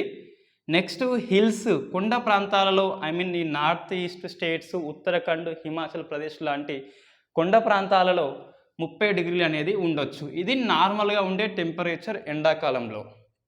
దీనికంటే 5 to 6 degrees ఎక్కువ అయితే అది ఐఎండి అనేది హీట్ వేవ్గా అనౌన్స్మెంట్ చేస్తుంది. హీట్ వేవ్ అనేది ఒక్కసారిగా రాదు, ఇవాళ వచ్చింది రేపు ఉండకపోవచ్చు, ఇంకా ఎల్లుండి ఉండవచ్చు. సో మనకి ఈ 122 years కాలంలో ఏప్రిల్ మాసంలో అత్యధిక హీట్ వేవ్ వచ్చిందట. అంటే ఎక్కువ రోజులు టెంపరేచర్ అనేది ఎక్కువ ఉంది. గడిచిన 122 years కాలంలో ఏప్రిల్ మాసంలో ఎక్కువ హీట్ వేవ్స్ అనేవి రావడం జరిగింది. సో మనకి హీట్ వేవ్ అంటే డిఫరెంట్ డెఫినేషన్స్ ఉన్నాయి. డిఫరెంట్ ఏరియాలో ఐఎండి అనేది అనౌన్స్మెంట్ చేస్తుంది. మన ఇవాళ పేపర్ చూస్తే రానున్న 3-4 డేస్లో ఈ హీట్ వేవ్ తగ్గిపోతుంది, వర్షం వస్తుందని చెప్పేసి ఐఎండీ చెప్పిండు. సో మీరు వడియాలు లాంటివి ఆరబెట్టుకోవద్దని చెప్పేసి. మొన్న ఏమన్నాడు, వడియాలు కాదు ఇంకేమన్నా ఆరబెట్టుకోమన్నాడు. ఇవల్ల వడియాలు మాత్రం అస్సలే ఆరబెట్టుకోవద్దు, ఎందుకంటే రానున్న 3-4 డేస్లో వర్షం వస్తుందని చెప్పేసి చెప్పింది. సో మన హీట్ వేవ్ రీజన్స్ ఏంటి అంటే అందరికీ తెలిసిందే, బట్ కొన్ని మనకి పర్టికులర్గా ఆన్సర్ బేస్లో ఏం రాయాలి అంటే ఫస్ట్ ఒకటి గ్లోబల్ వార్మింగ్, ఇది రీజన్. So global warming. సెకండ్ది మనకి ఈ కార్బన్ డైఆక్సైడ్ అనే వాయువు ఎక్కువ వస్తుంది కాబట్టి వాతావరణం తొందరగా వేడెక్కుతుంది. సో ఇది CO2 అని చెప్పేసి. ఇంకా కార్బన్ ఎమిషన్స్, కార్బన ఉద్గారాలు అని చెప్పేసి ఈ బొగ్గు ద్వారా వచ్చే విద్యుత్ కానీ ఈ వాహనాల నుంచి వచ్చే పొగ కానీ అవి. నెక్స్ట్ ఇంకా 4వది అర్బనైజేషన్, అంటే పట్టణీకరణ. సో పట్టణీకరణ ఎక్కువైతే ప్రాబ్లం ఏంటి అంటే దగ్గర ఉంటాయి ఇల్లులు, మొత్తం పెద్దగా ఉంటాయి బిల్డింగ్స్. మనం ఇది రోడ్డు అనుకుంటే ఈ రోడ్లో చూస్తే మనకి ఈ నల్ల తారు అని చెప్పేసి డాంబర్ రోడ్ ఉంటుందిగా, ఈ డాంబర్ రోడ్డు ముదురు తారుతో వేస్తే అది ఎక్కువ ఉష్ణాన్ని గ్రహిస్తుంది. నల్ల రంగు అనేది ఉత్తమ ఉష్ణ శోషణం అని చెప్పేసి చెప్తున్నాం. సో పట్టణాల్లో డాంబర్ రోడ్స్ ఉంటాయి కాబట్టి ఆటోమేటిక్గా వేడి అనేది ఎక్కువ అవుతుంది. నెక్స్ట్ బిల్డింగ్ ఎక్కువ ఉంటాయి. ఆ బిల్డింగ్ అయితే ఇది ఒకటే కాడ పెద్దగా వెడల్పు ఉంటుంది. ఈ డబుల్ బెడ్రూమ్ అని, సింగిల్ బెడ్రూమ్ అని, ఇంకా బెడ్రూమ్ అని చెప్పేసి. అంటే ఎక్కువ ఉంటే కాంక్రీట్ ఎక్కువ ఉంటుంది. కాంక్రీట్ ఎక్కువ ఉంటే ఇసుక కంకర మిశ్రమము సిమెంట్ కాంక్రీట్ ఎక్కువ ఉంటే అది ఎక్కువ ఉష్ణం అనేది గ్రహిస్తుంది కాంక్రీట్ కాబట్టి. మనం ఎండాకాలంలో బిల్డింగ్ ఎక్కితే చెప్పులు ఇట్లా వేసుకోకుంటే డ్యాన్స్ ఆన్లో కూడా డ్యాన్స్ వస్తుంది. అంటే ఆ కాంక్రీట్ వల్ల ఎక్కువ టెంపరేచర్ అనేది పెరిగిపోతూ ఉంటుంది. రైట్. అంటే పట్టణీకరణ వల్ల బిల్డింగ్స్ ఎక్కువ ఉంటాయి. ఇంకోటి ఈ 5వది ఈ జన సాంద్రత కూడా ఎక్కువ ఉండడం వల్ల కూడా వేడి అనేది ఎక్కువ పెరిగిపోతుంది. రైట్. ఇవి మనకు డిఫరెంట్ రీజన్స్ అనేవి మనకు కనిపిస్తుంది. ఇంకా ఈ రిఫ్రిజిరేటర్లు, ఫ్రిడ్జ్లు వాడితే దాని నుంచి వచ్చే ఫ్రిజాన్ వాయువు వల్ల కూడా కార్బన్ ఎమిషన్స్ పెరిగిపోతాయి కాబట్టి CO2 వాయువు ఎక్కువ వస్తుంది కాబట్టి గ్లోబల్ వార్మింగ్ ఎక్కువ అవుతుంది కాబట్టి హీట్ వేవ్ అనేది ఎక్కువ అవుతుంది. ఇవన్నీ రీజన్స్ అండి. ఏంటిది? వాహనాలు ఒకటి, బిల్డింగ్స్ ఒకటి, ఈ రోడ్ ఒకటి, ఫ్రిడ్జ్లు ఇంట్లో ఉన్న ఫ్రిడ్జ్లు ఒకటి, జనాభా ఎక్కువ ఉండడం ఒకటి. సో అవన్నీ రీజన్స్. సో మనకు ఎఫెక్ట్ ఏంటి? హీట్ వేవ్ ఎక్కువ వస్తే ఏమవుతుంది? ఫస్ట్ అందరికి తెలిసింది ఎండాకాలంలో వడదెబ్బ అయితే వస్తుంది. సో ఒకటి హెల్త్ ఖరాబ్ అవుతుంది, వడదెబ్బ వస్తుంది. సెకండ్ది సో ఎండ ఎక్కువ ఉంది, బయటకి వెళ్ళాం కాబట్టి పని చేయము కాబట్టి సో పని గంటలు తగ్గుతాయి కాబట్టి సో శ్రామిక నైపుణ్యం తగ్గుతుంది, శ్రామిక ఉపాధి తగ్గుతుంది. ఉపాధి తగ్గితే గిట్ట మనకేంటి, వాళ్ళు పేదరికంలోకి వెళ్ళిపోతారు. ఆటో డ్రైవర్ ఉన్నాడు, ఆటో డ్రైవ్ వేస్తే తప్పించి ఆయనకి డబ్బులు రావు, ఎండ ఎక్కువ కాస్తుంది, బయటకి వెళ్ళాడు కాబట్టి ఇంట్లో పడుకుంటే ఇన్ఫ్యాక్ట్ ఉపాధి తగ్గిపోయింది, అతను పూర్ ఫ్యామిలీగా అయిపోతాడు. నెక్స్ట్ ఈ పని గంటలు తర్వాత శ్రామిక నైపుణ్యం తగ్గుతుంది. నైపుణ్యం అంటే సో ఎండ ఎక్కువ ఉన్నప్పుడు మనము ఫోకస్గా వర్క్ చేయము. ఫోకస్గా అంటే ఈ చెమట వచ్చి ఇదంతా తడిసిపోయి ఆ దృష్టి మొత్తం దాని మీద ఉండిపోతుంది, కంటెంట్ మీద ఉండదని చెప్పేసి. సో శ్రామిక నైపుణ్యం తగ్గిపోతుంది. ఇంకా వడదెబ్బ వస్తుంది, మెంటల్ హెల్త్ అనేది ఖరాబ్ అవుతుంది ఉద్రేకం వల్ల లేకుంటే ఒత్తిడి వల్ల అని చెప్పేసి ఇటువంటివి ఉన్నాయి. ఇంకోటి పంటల ఉత్పత్తి తగ్గిపోతుంది. సో ఎండ బాగా వచ్చింది, వరి పంట ఏమవుతుంది అంటే తొందరగా కోతకు వస్తుంది, వడ్లు రాలిపోతాయి, ఇంకేమన్నా అవుతుంది, లేదా పంట ఎండిపోతుంది. సో మనకి పంట ఉత్పత్తి తగ్గిపోవడం వల్ల ఏమవుతుంది అంటే ఆటోమేటిక్గా ఫుడ్ ప్రైసెస్ అనేది ఇంక్రీజ్ అవుతుంది. సో ఉత్పత్తి లేదు, డిమాండ్ ఎక్కువ ఉంది, ప్రైస్ ఎక్కువ అవుతుంది, ఇన్ఫ్లేషన్ కూడా వస్తుంది, ద్రవ్యోల్బణం కూడా వస్తుంది.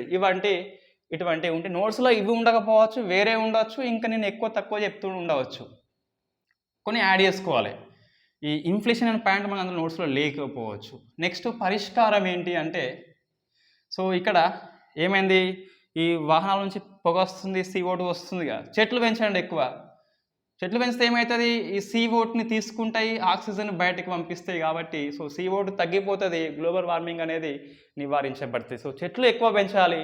నెక్స్ట్ వాటర్ ఉంటే ఇట్లా ఏమవుతుంది, వాటర్ బాష్పోత్సేకం అవుతుంది, బాష్పీభవన అయిపోతుంది. సో అప్పుడు వాతావరణం కొద్దిగా చల్లగా అవుతుంది. సో వాటర్ని పెంచాలి, వాటర్ యొక్క కంటెంట్ పెంచాలి, చెట్లు పెంచాలి. ఇంకా ఇప్పుడు సమ్మర్లో మనం చూస్తే షాప్ ముంగట గ్రీన్ ఉంటుంది పరద, సో గ్రీన్ రూఫింగ్ అంటాం. సో గ్రీన్ రూఫింగ్ చేయాలి.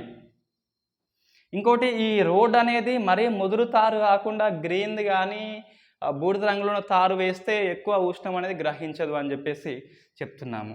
ఈ కారణాలలో ఇక్కడ లూ అనే ఒక వెచ్చని పవనం కూడా, స్థానిక పవనం కూడా కారణం అండి. లూ అనేది తార్ ఎడారిలో వస్తుంది, అది కూడా ఎక్కువ హీట్ని పెంచుతుంది. సో మనకి ఇది ఈ హీట్ వేవ్ గురించి అట్లా మనం ఆన్సర్ రాసుకోవచ్చు.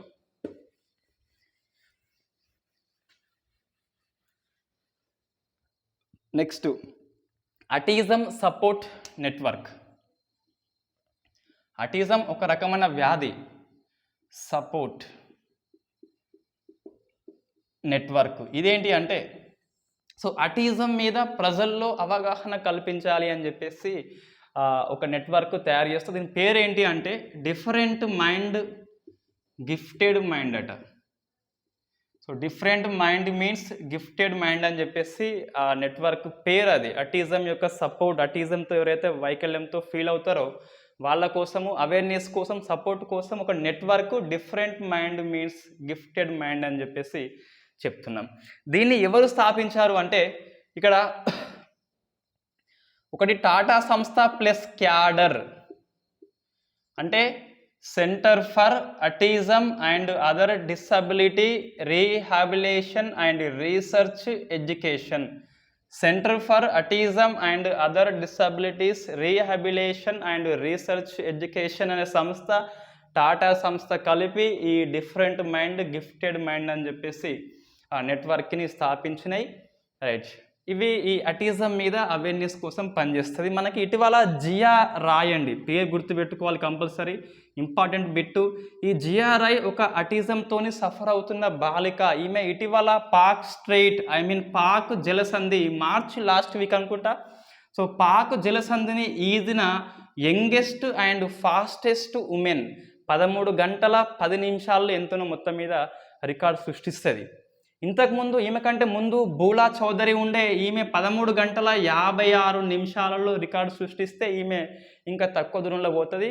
అది పాక్ జలసంధిని ఈజిన తక్కువ వయసు మహిళ ప్లస్ ఎక్కువ స్పీడ్ మహిళ అని చెప్పేసి రాజమన్నార్ నుంచి ధనుష్కోటి వరకు ఉంటే తమిళనాడు శ్రీలంక వరకు, ఈ శ్రీలంక అండ్ ఇండియా మధ్యన సరిహద్దు ప్రాంతం పాక్ జలసంధి ధనుష్కోటి వరకు ఉంటుంది. సో ఆ ప్రాంతాన్ని ఈదింది అటిజం కాబట్టి మనము లింక్డ్ పాయింట్స్లో గుర్తుపెట్టుకోవాల్సి ఉంటుంది. Right, next semi conductor. So semi conductor fabric plant అండి. సో మనకి సెమీ కండక్టర్ మిషన్ అని చెప్పేసి 76,000 కోట్లతోని ఇండియా ప్రభుత్వం 2021లో లాంచ్ చేసింది. 76,000 కోట్లు అది. దీని మీద అడ్వైజరీ కమిటీ అని చెప్పేసి IT ministry Ashwini Vaishnaw committee నియమించబడింది. సెమీ కండక్టర్ సమ్మిట్ మనకి ఇటీవల బెంగళూరులో జరిగింది. అక్కడే కర్ణాటకలో ఇండియా యొక్క ఫస్ట్ సెమీ కండక్టర్ చిప్స్, సిలికాన్స్తో తయారు చేస్తాం కదా, ఆ సెమీ కండక్టర్స్ యొక్క ఫ్యాబ్ ప్లాంట్ కర్ణాటకలో స్థాపించబడింది. ఎవరయ్యా స్థాపించిందంటే ఇండియా ప్రభుత్వము plus international semiconductor consortium అని చెప్పేసి ఉంటుంది. ఈ కన్సర్టియం అంటే group of institutions. Consortium means group of institutions. ఏంటి అంటే, సో మనకి Dubai, Abu Dhabi and Israel, so రెండు కలిపి ఈ ఇంటర్నేషనల్ సెమీ కండక్టర్ కన్సర్టియంని కర్ణాటకలో స్థాపించబడింది. అట్లా మనం గుర్తుపెట్టుకోవాలి. ఇది సెమీ కండక్టర్ మిషన్ అనేది 76,000 కోట్లు. సో గ్లోబల్ కేంద్రంగా, అంటే ఈ గ్లోబల్లో ఈ ఇండియాను సెమీ కండక్టర్స్ యొక్క కేంద్రంగా తయారు చేయాలని చెప్పేసి ఆ విధానం ఒకటి ఇండియన్ ప్రభుత్వం రూపొందించుకుంది. దీనికి అడ్వైజరీ కమిటీ అనేది ఐటీ మినిస్ట్రీ అశ్విని వైష్ణవ్ ఆధ్వర్యంలో నియమించడం జరిగింది. సిలికాన్ అని చెప్పేసి పిలుస్తాం. సిలికాన్ వ్యాలీ అంటే ఇదే బెంగళూరు మనకి. రైట్, నెక్స్ట్ ఏంటి అంటే hydrogen fuel. So hydrogen fuel electricity vessel. Vessel means నౌక, షిప్. రైట్. అంటే హైడ్రోజన్ ఇంధన ఆధారిత నౌక అని చెప్పేసి పిలుస్తున్నాం. మనకి హైడ్రోజన్ ఇంధన ఆధారిత కారు ఉంది, మిరాయి కార్ అని చెప్పేసి టొయోటో కంపెనీని దాన్ని తయారు చేస్తే మన ఎవరు ఈయన నితిన్ గడ్కరీ పార్లమెంటుకు వేసుకపోయింది. Very first driver, very first car, very first సంస్థ Toyota Mirai Nitin Gadkari. Right. ఇది హైడ్రోజన్ ఫ్యూయల్తో తయారవుతుంది. ఆ పోను ఆ ఫ్యూయల్ అనేది కరెంట్గా కన్వర్ట్ అవుతుంది. Not regular electric vehicle. అది మండేది వేరు, ఇది తయారు చేసుకుంటుంది హైడ్రోజన్ని, గ్రీన్ హైడ్రోజన్ ఉపయోగిస్తుంది. సో ఫస్ట్ టైం ఒక ఎలక్ట్రిక్ వెజల్ని హైడ్రోజన్ ఇంధనంతో తయారు చేసింది కొచ్చిన్ షిప్ యార్డ్ అండి.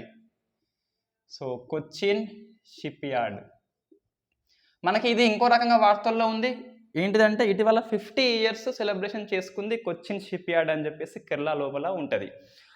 ఈ హైడ్రోజన్ 100% గ్రీన్ హైడ్రోజన్ ప్లాంట్ అనేది ఎవరు అంటే, ఇదేమో hydrogen fuel ship 100%, I mean 99% 99 బార్ అనేది నేషనల్ గ్రీన్ హైడ్రోజన్ ప్లాంట్ అనేది అస్సాంలోని జొరుహాట్లో స్థాపించబడింది. First pure green hydrogen plant in India, Jorhat అస్సాంలో. దీన్ని ఆయిల్ ఇండియన్ లిమిటెడ్ అనే సంస్థ అస్సాంలో స్థాపిస్తుంది. Oil Indian limited plus IIT Guwahati కలిసి ఈ ఇథనాల్ని న్యాచురల్ గ్యాస్లో కలిపే బ్లెండ్ చేసే ప్రక్రియను ప్రాక్టికల్గా ప్రయోగిస్తున్నారు. ఇది మనకి హైడ్రోజన్ ఫ్యూయల్ ఎలక్ట్రిక్ వెహికల్ అండి. ఈ హైడ్రోజన్ మీద మనకి నెంబర్ ఆఫ్ టైమ్స్ మనం క్లాస్ చేసి ఉన్నాం. జనవరి నుంచి ఏప్రిల్ వరకు వచ్చిన హైడ్రోజన్ మిషన్ మీద అని చెప్పేసి 2030 కల్లా 5 million టన్నుల నేషనల్ గ్రీన్ హైడ్రోజన్ని ఉత్పత్తి చేయాల్సి ఉంటుంది ఇండియన్ ప్రభుత్వం. So next defender Europe and Swift response ఒక ఎక్సర్సైజ్ అండి. ఇది నాటో దేశాలు, మొత్తం 30 దేశాలు ఉంటాయి కదా, ఆ నాటో దేశాలకును పోలాండ్కు మధ్య జరిగే ఒక రకమైన ఎక్సర్సైజ్ ఈ defender Europe and Swift response అని చెప్పేసి పిలుస్తాం. సో నాటోలో ఉన్న అన్ని సభ్య దేశాలు యుఎస్ఏ ఆధ్వర్యంలో ప్లస్ పోలాండ్ మధ్య జరిగే ఒక రకమైన ఎక్సర్సైజ్, ఈ డిఫరెంట్ నేమ్స్ మనం పిలుస్తున్నాం. Next very famous controversy issue శపథం వర్సెస్ హిప్పోక్రటిక్ శపథం అదే ప్రమాణము. ఇది కాంట్రవర్సీ అయిందండి. శపథం ఏంటిది కాంట్రవర్సీ అంటే, జనరల్గా ఈ అండర్ గ్రాడ్యుయేట్ ఎంబీబీఎస్ స్టూడెంట్స్ ఎవరైతే ఉంటారో వీళ్ళు ఆ పోంగనే ఒక ప్రమాణం చేయాలి. ఆ నేషనల్ మెడికల్ కమిషన్ ప్రకారము నేషనల్ మెడికల్ కమిషన్ ఇటీవల ఫిబ్రవరి మాసంలో ఒక ఉత్తర్వు జారీ చేసింది. జనరల్గా డాక్టర్స్ ప్రమాణం చేసేది హిప్పోక్రటిక్ శపథము అంటాం. ఈయన ప్రముఖ గ్రీకు వైద్యవేత్త, క్రీస్తు పూర్వం కాలంలో, ఇది మౌర్యుల కాలంలో మగధ కాలంలో ఉన్న ఒక హిప్పోక్రటిక్ ఫేమస్ డాక్టరు, వైద్యుడు, గ్రీక్ వైద్యుడు. సో ఇతన్ని ప్రపంచంలో ఉన్న అన్ని డాక్టర్స్ ప్రమాణం చేస్తారు, నేను రోగికి మంచిగా చూసుకుంటా, ప్రేమగా చూసుకుంటా, డబ్బులు ఎక్కువ గుంజా అని చెప్పేసి ప్రమాణం చేస్తారు. ఇది ఎప్పుడు ఫాలో అయ్యేది. బట్ ఇక్కడ మనకి మదురై ప్రభుత్వ వైద్య కళాశాల డీన్ అనే పేరు మనకు అవసరం లేదు. ఈ డీన్ శపథం చేయిస్తాడు కొత్త స్టూడెంట్స్తోని, చెరక శపథం చేయిస్తాడు. సో ఈయన ఎవరు అంటే, ఇన్ఫ్యాక్ట్ ఇది వాస్తవంగా ఈ ఎన్ఎంసి చెప్పింది ఫిబ్రవరిలో, మీరు ఐచ్ఛికము, మీ ఇష్టము, మీరు హిప్పోక్రటిక్ చేయవచ్చు గ్రీకు వైద్యవేత్తది. మన ఇండియన్ ఆయుర్వేదిక్ వైద్యవేత్త చెరక సంహిత అని చెప్పేసి ఫేమస్ బుక్ ఉంటుంది అతనిది. సో చెరక శపథం చేయవచ్చు అని చెప్పేసి, ఆప్షనల్ అని చెప్పేసి ఎన్ఎంసి చెప్తే, ఇంకా మదురై ప్రభుత్వ వైద్య కళాశాల డీన్ అందరితోని మండేటరీగా కంపల్సరీ చేయమని చెప్పేసి ఫోర్స్ చేస్తాడు. కొంతమంది చేయరు, అదే మనకి వార్తల్లో వచ్చింది. సో మనం ఎందుకు ఈ చెరక సంహిత, ఆ బుక్ పేరు గుర్తుపెట్టుకోండి. సో చెరక సంహిత రాసింది చెరకుడు, ఈ ఫేమస్ ఆయుర్వేదిక్ బుక్ అండి. ఇంకా మనకి గ్రూప్ 1 ప్రశ్న వస్తుంది ఏంటంటే, ఈ ప్రాచీన భారతదేశంలో మెడిసిన్ అండ్ మ్యాథమెటిక్స్ రంగంలో జరిగిన కృషిని వివరించమని చెప్పేసి 2016-15 మొత్తం మీద సివిల్స్ మెయిన్స్ క్వశ్చన్ ఏంటి అంటే, హిస్టరీలో ప్రాచీన భారతదేశంలో ప్రాచీన భారతీయుల ఈ గణిత శాస్త్రంలో వైద్య రంగంలో జరిగిన కృషి గురించి చెప్పు అని చెప్పేసి ప్రశ్న వచ్చింది. అందులో మనం కొన్ని రాయొచ్చు. అందులో చరక సంహిత రాయొచ్చు. ఇంకా శశ్రుతు అని చెప్పేసి ఉంటుంది. శశ్రుతుడు ఈయన వాస్తవంగా సర్జరీకి పితామహుడు అండి. ప్లాస్టిక్ సర్జరీ, ఆ ముక్కు సర్జరీ ఒకప్పుడు ఆ క్రీస్తు శకం కాలంలోనే చేసిండు ఈ శశ్రుతుడు. ఇంకా మనకి రత్నాకార అని చెప్పేసి రసరత్నాకార ఉంటుంది. దీనిలో డిఫరెంట్ కెమికల్స్ని కలిపితే ఏమొస్తుందని చెప్పేసి రసరత్నాకారలో ఉంటుంది. అంతెందుకు మన ఈ అధర్వణ వేదంలో ఉంటుంది. ఏది ఈ ఆయుర్వేదిక్ వైద్యం మీద అధర్వణ వేదం కూడా చెప్తుంది. ఆ మూలికల వైద్యం అని చెప్పేసి హెయిర్ బస్ అని చెప్పేసి మనకి ఇటువంటి కొన్ని ఉన్నాయి. సో మనకి ఆ గణిత శాస్త్రం అంటే మనకి ఇక్కడ అవసరం లేదు, ఎప్పుడైనా వచ్చినప్పుడు చెప్పుదాం. రైట్. ఈ కరెంట్ అఫైర్స్ ఇప్పుడు ఒక ప్రశ్న వస్తుందండి. ఏంటిది? పెట్టుబడుల ఉపసంహరణని ఆమోదించేది ఎవరు అంటే cabinet committee on economic affairs. ఇది ఏంటిది వాస్తవంగా అంటే ఎకనామీలో ఉన్న స్టాటిక్ బిట్, ఇది స్టాటిక్ పోర్షన్. ఆ ప్రశ్న ఎగ్జామ్లో వచ్చిందంటే ఆ స్టాటిక్ మనం చెప్పలేము. కరెంట్ అఫైర్స్ వార్తల్లో ఉంది కాబట్టి ఎయిర్ ఇండియా, నీలాచల్ సంస్థ, ఈ పవన్ సంస్థ, ఎల్ఐసి సంస్థ డిస్ఇన్వెస్ట్మెంట్ చేసినారు కాబట్టి ప్రశ్న వచ్చింది. అట్లా కరెంట్ అఫైర్స్ లింక్ అప్ అయ్యే ప్రశ్నలు ఎక్కువ వస్తాయి. 150లో 50 వరకు చేయవచ్చు. కరెంట్ అఫైర్స్ 1 ఇయర్ చదివితే 1 ఇయర్ చదువుతున్నాయి చెప్పేసి 6 మంత్స్ కాదు, 1 ఇయర్ చదివితే అన్ని రకాలుగా వస్తాయి. ఎకనామీను, పాలిటీ, సైన్స్ అండ్ టెక్నాలజీ 3 అయితే మ్యాక్సిమం కవర్ అవుతాయి. రైట్. ఏదో హిస్టరీ లాంటివి కొన్ని పోతాయి కానీ. సో నెక్స్ట్ ఏంటి అంటే ఇంటర్నేషనల్ రిలేషన్స్ అండి. సో కొంచెం ఫాస్ట్ అయిపోద్దాం ఇక్కడ నుంచి, అన్ని ఫ్యాక్ట్ బిట్సే ఉన్నాయి కాబట్టి. So India piece keepers in Sudan. So మనకి ఇటీవల 193 కంట్రీగా దక్షిణ సుడాన్ అనేది ఏర్పడింది. 2011 ఎప్పుడో మొత్తం మీద ఏర్పడింది. అందులో యుఎన్ఓ అనేది తన తరపున సైన్యాన్ని పెట్టింది శాంతి కోసము. అందులో ఇండియన్ ఆర్మీ వాళ్ళు మంచిగా పనిచేస్తున్నారని చెప్పేసి సో వీళ్ళకి యుఎన్ఓ అనేది హానర్ అవార్డు ఇచ్చింది. సో యుఎన్ఓ అనేది అవార్డు ఇచ్చింది మన సైన్యానికి, ఇండియా పీస్ కీపర్స్కి ఇచ్చింది. మంచిగా వర్క్ చేస్తున్నందుకు గుర్తుపెట్టుకోవాలి మనం. ప్రశ్న ఏమొస్తుందంటే దేశం పేరు వస్తే రావచ్చు. సుడాన్ ఇటీవల పీస్ కీపర్స్కి అవార్డు వచ్చింది ఏ దేశంలో పనిచేసినందుకు అని చెప్పేసి.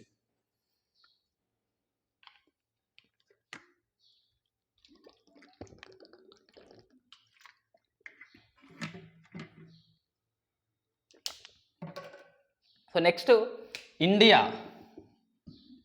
అండ్ యుఏఈ మనం డిస్కస్ చేసినాం. ఈ దుబాయ్కున్న ఇండియాకి మధ్య సిఈపిఏ ఒప్పందం అనేది ఈ 1 మే 2022 నుంచి అమల్లోకి వచ్చింది. కాంప్రహెన్సివ్ ఎకనామీ పార్ట్నర్షిప్ అగ్రిమెంట్ అని చెప్పేసి సమగ్ర ఆర్థిక భాగస్వామ్య ఒప్పందం అని చెప్పేసి సో దుబాయ్ మనకు అమల్లోకి వచ్చింది. వెరీ ఫస్ట్ టైం ఇక్కడ ఈ ఇవది జ్యువెలరీ అంటే ఈ బంగారపు ఆభరణాలని ట్రాన్స్పోర్ట్ చేస్తున్నాం మనం దుబాయ్కి, జ్యువెలరీ అని చెప్పేసి పిలుస్తాం. సో ఫస్ట్ ఇది ప్రశ్న వస్తుందంటే చెప్పలేము, మనం వస్తే రావచ్చు. రైట్. ఇదే ఒప్పందం మనకి కెనడాతో ఉందండి, డిస్కషన్స్లో ఉంది కెనడాతోని. నెక్స్ట్ మనకు ఆస్ట్రేలియాతోని సిఈటిఏ ఉంది. సిఈటిఏ ఇదేంటిది? ఆస్ట్రేలియాతో ఉన్నది. So comprehensive economic trade agreement అని చెప్పేసి దీన్ని పిలుస్తున్నాం. సిఈటిఏ, ఇది సిఈపిఏ. రైట్. రెండు డిఫరెంట్ అనేది మనకి ఉంది. ఇంకోటి దుబాయ్ అనేది ఏంటంటే మనము అవుట్ సైడ్ ఇండియాలో ఫస్ట్ ఐఐటి అనేది దుబాయ్లో మనం స్థాపించినాం. ఫస్ట్ ఐఐటి అనేది అవుట్ సైడ్ ఇండియా దుబాయ్లో, గుర్తుపెట్టుకోవాలి అది. Next India Canada. So India Canada, so మనకి ఇది వార్తల్లో ఉంది. సిఈపిఏ డిస్కషన్స్లో ఉంది, అది ఓకే. బట్ ఇప్పుడు ఎందుకు వార్తల్లో వచ్చిందంటే ఈ కెనడాలోని ఒంటారియో రాష్ట్రంలో ఎవరు మన ప్రధానమంత్రి వర్చువల్ మోడ్లో సర్దార్ వల్లభాయ్ పటేల్ యొక్క విగ్రహ ఆవిష్కరణ చేస్తాడు. సో వల్లభాయ్ పటేల్ ఫేమస్, గాంధీ కానీ ఈ పటేల్, చంద్రబోస్ లాంటి విగ్రహ ఆవిష్కరణ వేరే దేశంలో చేస్తే మనకి ప్రశ్న అయితే వస్తుంది. కెనడా కాబట్టి మరి కెనడా ఏంటంటే పోలేదు, వర్చువల్ మోడ్లో చేసిండు, పని కానిచ్చిండు మన మోడీ. రైట్. ఇక్కడ మనకి వల్లభాయ్ పటేల్ విగ్రహం అంటే మనకి వెంటనే ఏం గుర్తుకు రావాలంటే సో స్టాచ్యూ ఆఫ్ యూనిటీ గుర్తుకు రావాలి. ఇది మనకి గుజరాత్లో ఉంది. ఈ నర్మదా నది మీద ఉంటుంది. సర్దార్ సరోవర్ డ్యామ్కి ఎదురుగా నర్మదా నది మీద ఇట్లా విగ్రహం అనేది ఉంటుంది. ఇది 182 మీటర్స్. ఆ గుజరాత్ యొక్క అసెంబ్లీ స్థానాలు 182 కాబట్టి సో మనకి నిలబడి ఉన్న విగ్రహాల్లో ఇదే పెద్దదండి. నిలబడి ఉన్న విగ్రహాల్లో ఇదే పెద్దది.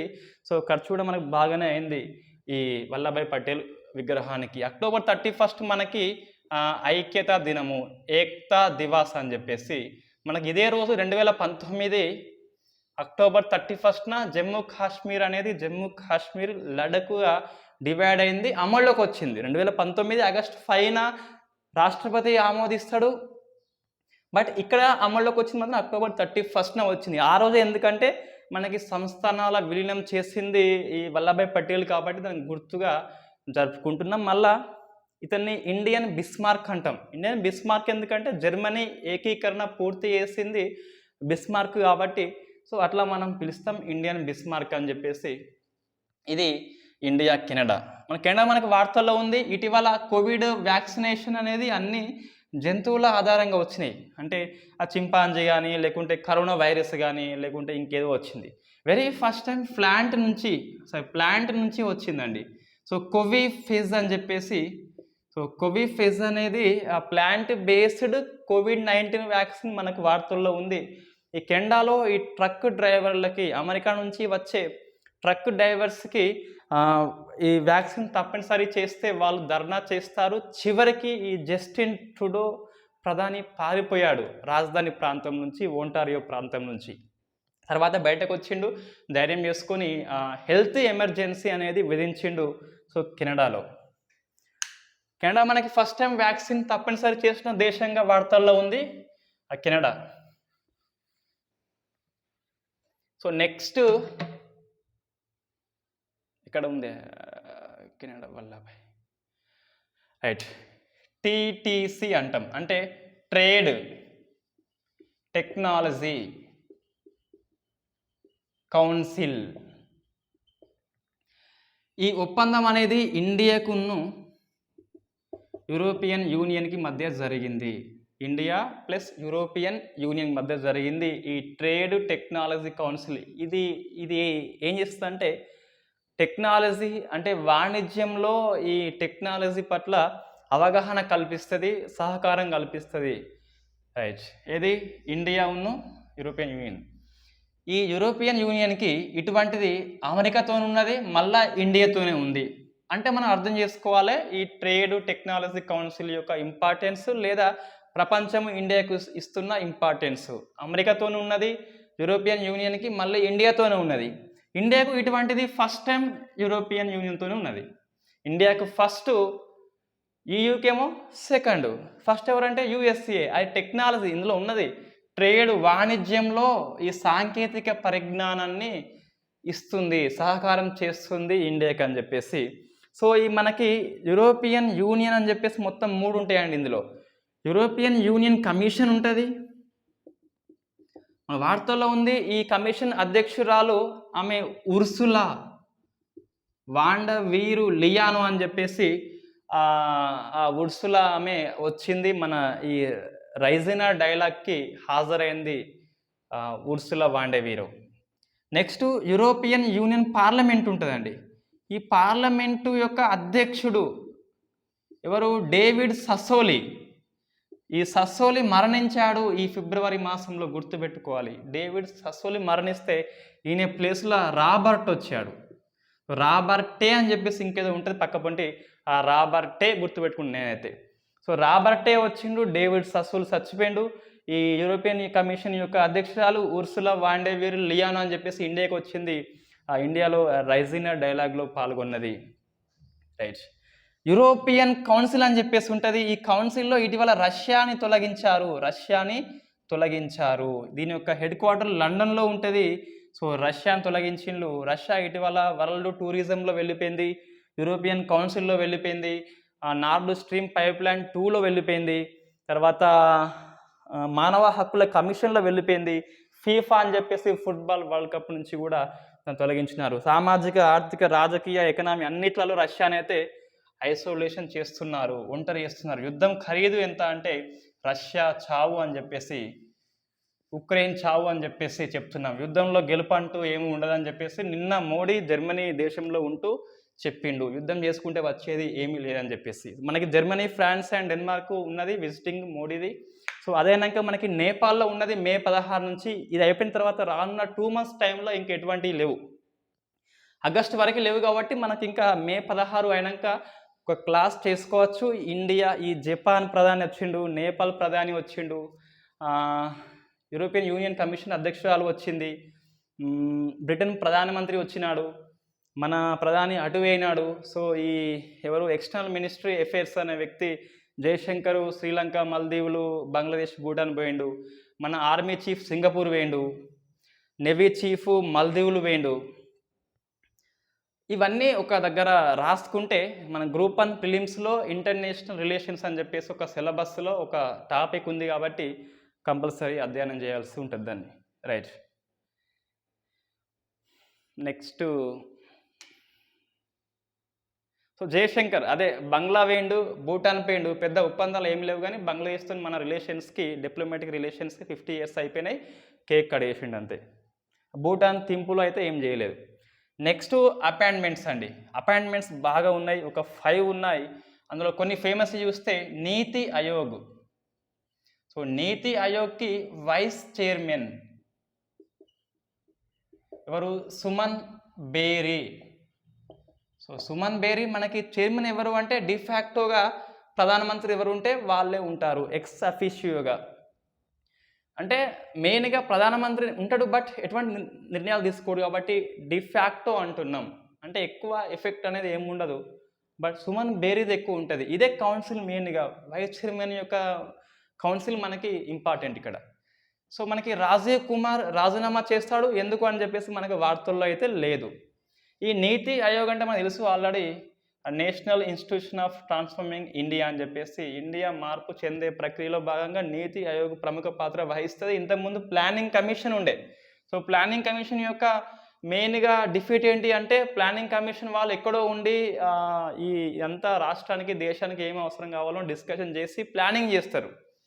అంటే ఇది ఏంటంటే టాప్ టు బాటమ్ అండి, అక్కడ వేసి ఇక్కడికి పంపిస్తారు. సో ఇది కొంచెం మనకి అంతగానం తెలియదు మన సమస్యలు, లోకల్ సమస్యలు. ఈ నీతి ఆయోగ్ ఏంటి అంటే బాటమ్ నుంచి టాపు అంటే. సో మనకు రాష్ట్రంలో ఉన్న సీఎంలు అందరూ వెళ్తారు, డిస్కషన్ చేస్తారు కాబట్టి డీసెంట్రలైజ్డ్ ప్లానింగ్ జరుగుతుంది. వికేంద్రీకృత ప్రణాళిక అంటే సెంట్రల్ కాకుండా మన కింది స్థాయిలో ఏమేమి అవసరమో నీతి ఆయోగ్లో తెలుస్తుంది మీటింగ్లో. దీన్ని టీమ్ ఇండియా స్పిరిట్ అంటాం. సో టీమ్ ఇండియా స్పిరిట్ అంటే టీమ్గా కలిసి ప్లాన్ చేస్తుంది, team India spirit. Cooperative federalism, సహకార సమైక్య అని చెప్పేసి పిలుస్తాం. ఇది గేమ్ టీమ్ ఇండియా అని చెప్పేసి పిలుస్తున్నాం. సో నీతి ఆయోగ్ యొక్క వైస్ చైర్మన్. నెక్స్ట్ వాస్తవంగా నీతి ఆయోగ్ అనేది ఒకసారిగా పుట్టుక రాలేదు. మనకి 8th పంచవర్ష ప్రణాళిక టైంలోనే ప్లానింగ్ చేస్తారు. తర్వాత ఈ మన్మోహన్ సింగ్ 2014లో చివరి రోజు ప్రసంగించేటప్పుడు మనకి ప్రణాళిక సంఘం అనేది అవసరం ఇంకా లేదు అని చెప్పేసి కొత్త సంస్థ రావాలని చెప్పేసి చెప్తే, ఈ మోడీ ప్రభుత్వం వచ్చినాక నీతి ఆయోగ్ని ఇట్ ఈస్ ఎగ్జిక్యూటివ్ ఆర్డర్ అండి. అంటే ఏంటిది, పార్లమెంట్ చట్టము చేసి దీన్ని ఏర్పరచలేదు, ఎగ్జిక్యూటివ్ ద్వారా దీన్ని ఏర్పరిచారు. సో నీతి ఆయోగ్ అంటే అది. సో నెక్స్ట్ వినయ్ క్వాత్రా, రెండవ నియామకం. సో వినయ్ క్వాత్రా ఇతను విదేశాంగ శాఖ ప్రధాన కార్యదర్శిగా అపాయింట్మెంట్ అయినాడు వినయ్ క్వాత్రా. ఇంకొకరు తరుణ్ కుమార్ అని చెప్పేసి. సో తరుణ్ కుమార్ ఈయన ఎవరంటే ఈ ప్రధానమంత్రి సలహాదారుడుగా అపాయింట్మెంట్ అయినాడు తరుణ్ కుమార్.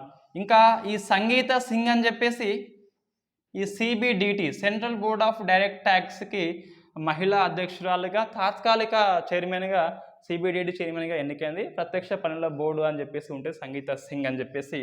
నెక్స్ట్ నందమూల్ చందాని. సో నందమూల్ చందాని ఎవరంటే మనకి సెంట్రల్ ఇన్వెస్టిగేషన్ ఏజెన్సీ అని చెప్పేసి అమెరికా గూఢచారి సంస్థ టెక్నికల్ చైర్మన్గా టెక్నికల్ గ్రూప్కి చైర్మన్గా ఇండియన్ ఎన్నికయ్యాడు. అటువంటి పదవి ఫస్ట్ టైం సృష్టించబడింది ఇండియన్ కోసమే. సో నందముల్ చందాని అని చెప్పేసి మొత్తం 5 మెంబర్స్ ఉన్నారు మనకి అపాయింట్మెంట్లో. ఎవరు ఫస్ట్ చూస్తేనేమో సుమన్ బేరీ నీతి ఆయోగ్ వైస్ చైర్మన్, వినయ్ క్వాత్రా విదేశాంగ శాఖ ప్రధాన కార్యదర్శి, తరుణ్ కుమార్ ప్రధానమంత్రి సలహాదారుడు, Sangeeta Singh CBDT central board of direct tax chairman, తర్వాత నందముల్ చందాని అని చెప్పేసి నేషనల్ ఇన్వెస్టిగేషన్ ఏజెన్సీ అమెరికా గూఢచారి సంస్థకి టెక్నికల్ చైర్మన్గా ఎన్నికయ్యాడు. నెక్స్ట్ నేషనల్ ఇష్యూ వస్తే యోగా ఉత్సవ్ అండి. సో ఇది కొంచెం మనకి గుర్తుపెట్టుకోవాలి. ఏంటి యోగా ఉత్సవ్ అంటే మనకి జూన్ 21న ఇంటర్నేషనల్ యోగా డే ఉంది. దానికి మే 2 నుంచి 50 డేస్ కాబట్టి 50 డేస్ కౌంట్డౌన్ స్టార్ట్ చేస్తున్నారు యోగా ఉత్సవ్ అని చెప్పేసి. సో మనకి సేమ్ అట్లనే ఉంటుంది యోగా మహోత్సవ్. అందుకే కొంచెం టైం ఎక్కువైనా లింక్డ్ ఎందుకు చెప్పడం అంటే ఇందుకే యోగా మహోత్సవ్, ఇది యోగా ఉత్సవ్. సో రెండు కూడా మినిస్ట్రీ ఆఫ్ ఆయుషే. సో మినిస్ట్రీ ఆఫ్ ఆయుష్ దీన్ని కండక్ట్ చేస్తుంది. ఇది ఎందుకంటే ఏప్రిల్ 7న ఈ వరల్డ్ హెల్త్ డే సెలబ్రేషన్ సందర్భంగా మనకి ఈ ఎర్రకోటలో యోగా మహోత్సవ్ని 75 డేస్ కౌంట్డౌన్ స్టార్ట్ చేస్తారు యోగా డేకి ముందు. ఈ ఓం బిర్లా అని చెప్పేసి లోక్సభ స్పీకర్ దీన్ని లాంచ్ చేస్తాడు చీఫ్ గెస్ట్గా. ఇది యోగా మహోత్సవ్. యోగా ఉత్సవ్ ఏంటంటే మనకి ఈ ministry of Ayush and Assam ప్రభుత్వము రెండూ కలిసి ఈ శివసాగర్లో దీన్ని లాంచ్ చేస్తారు. 50 days countdown to yoga day. ఇదేమో 75 డేస్, ఇది మహా కాబట్టి ఎక్కువ, ఉత్తది కాబట్టి తక్కువ. ఇది 50, ఇది 75 రోజులు. ఇక్కడ మనకి పిఎంఓ అంటే ఇది పిఐబి వెబ్సైట్లో ఒక 5 ప్లేసులు ఉన్నాయండి. ఆర్కియలాజికల్ సైట్స్, అవి ఐకానిక్ సైట్స్ అని చెప్పేసి యోగా కోసమే 5.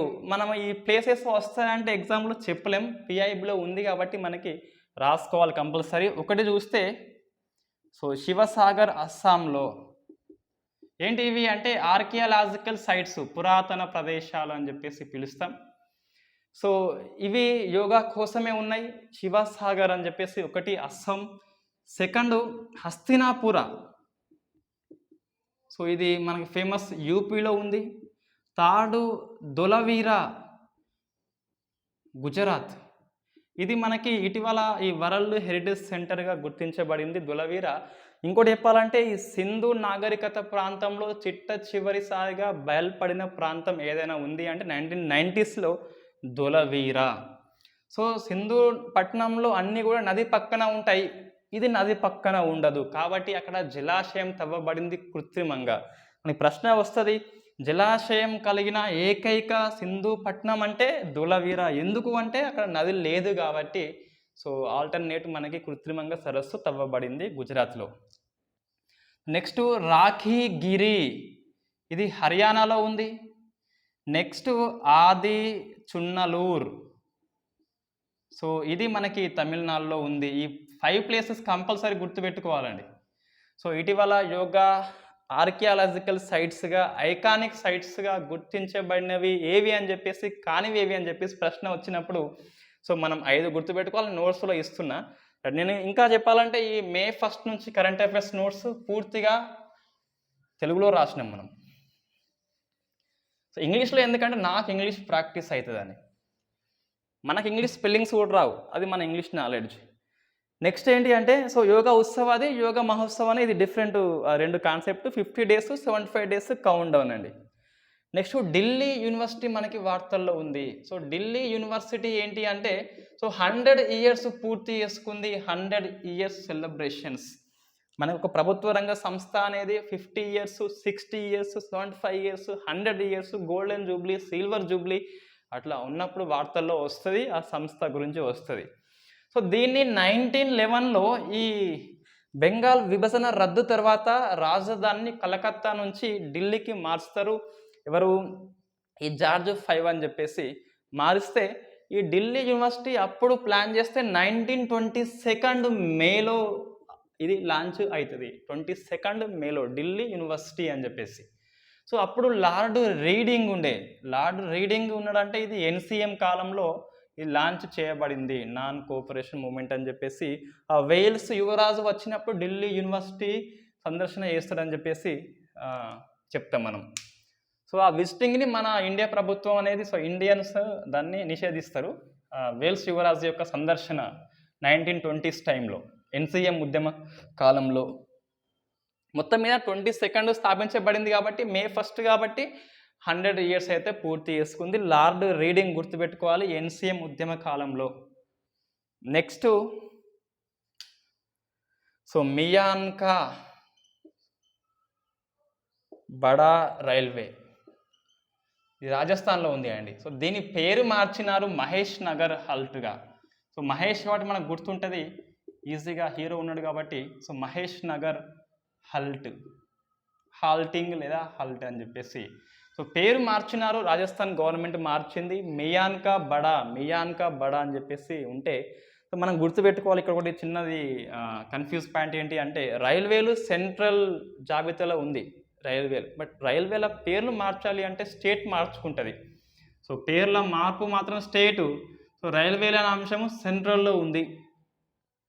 అది మనకు ఇటీవల ఇంకొకటి రైల్వే మార్చిందండి. ఈ రాణి కళావతి అని చెప్పేసి ఒక గోండు రాణి ఆమె, సో కళావతి అని చెప్పేసి ఏది హబీజ్ గంజు అని చెప్పేసి రైల్వే స్టేషన్ ఉంటుంది, భోపాల్లో ఉంటుంది. భోపాల్ మీన్స్ మధ్యప్రదేశ్లో ఉంటుంది హబీజ్ గంజు అని చెప్పేసి. సో దాన్ని రాణి కళావతిగా మార్చిన్లు. కమలపతి అని చెప్పేసి ఉంది, Kamalapati, Rani Kamalapati. Last December 21st మార్చిన్లు. సో అంత దూరం వస్తుందంటే చెప్పలేము మన కరెంట్ అఫైర్స్. సో ఎందుకు మారుస్తారంటే ఇంకా అది వాళ్ళ ఇంపార్టెన్స్ బట్టి ఉంటుంది అది. స్పోర్ట్స్ నెక్స్ట్ ఈ పివి సింధు అనే అమ్మాయి ఈ ఆసియా బ్యాడ్మింటన్ ఛాంపియన్షిప్లో కాంస్యము, బ్రాంజ్ని గెలుచుకుంది. కాంస్యము. నెక్స్ట్ హర్షద్ శరద్. సో ఈ పేరు చూస్తే అబ్బాయి బట్ ఈమె అమ్మాయి. సో హర్షద్ శరద్ అంటే ఈమె ఈ వెయిట్ లిఫ్టింగ్లో జూనియర్లో ఇండియా నుంచి స్వర్ణం సాధించిన ఫస్ట్ లేడీ ఎవరు అంటే ఈ హర్షద్ శరద్. ప్రపంచ ఛాంపియన్షిప్ వెయిట్ లిఫ్టింగ్లో ఇండియా నుంచి ఫస్ట్ గోల్డ్ మెడల్ అండి. రైట్, ఇది మనకి May 1, 2, 3 current affairs. Thank you very much.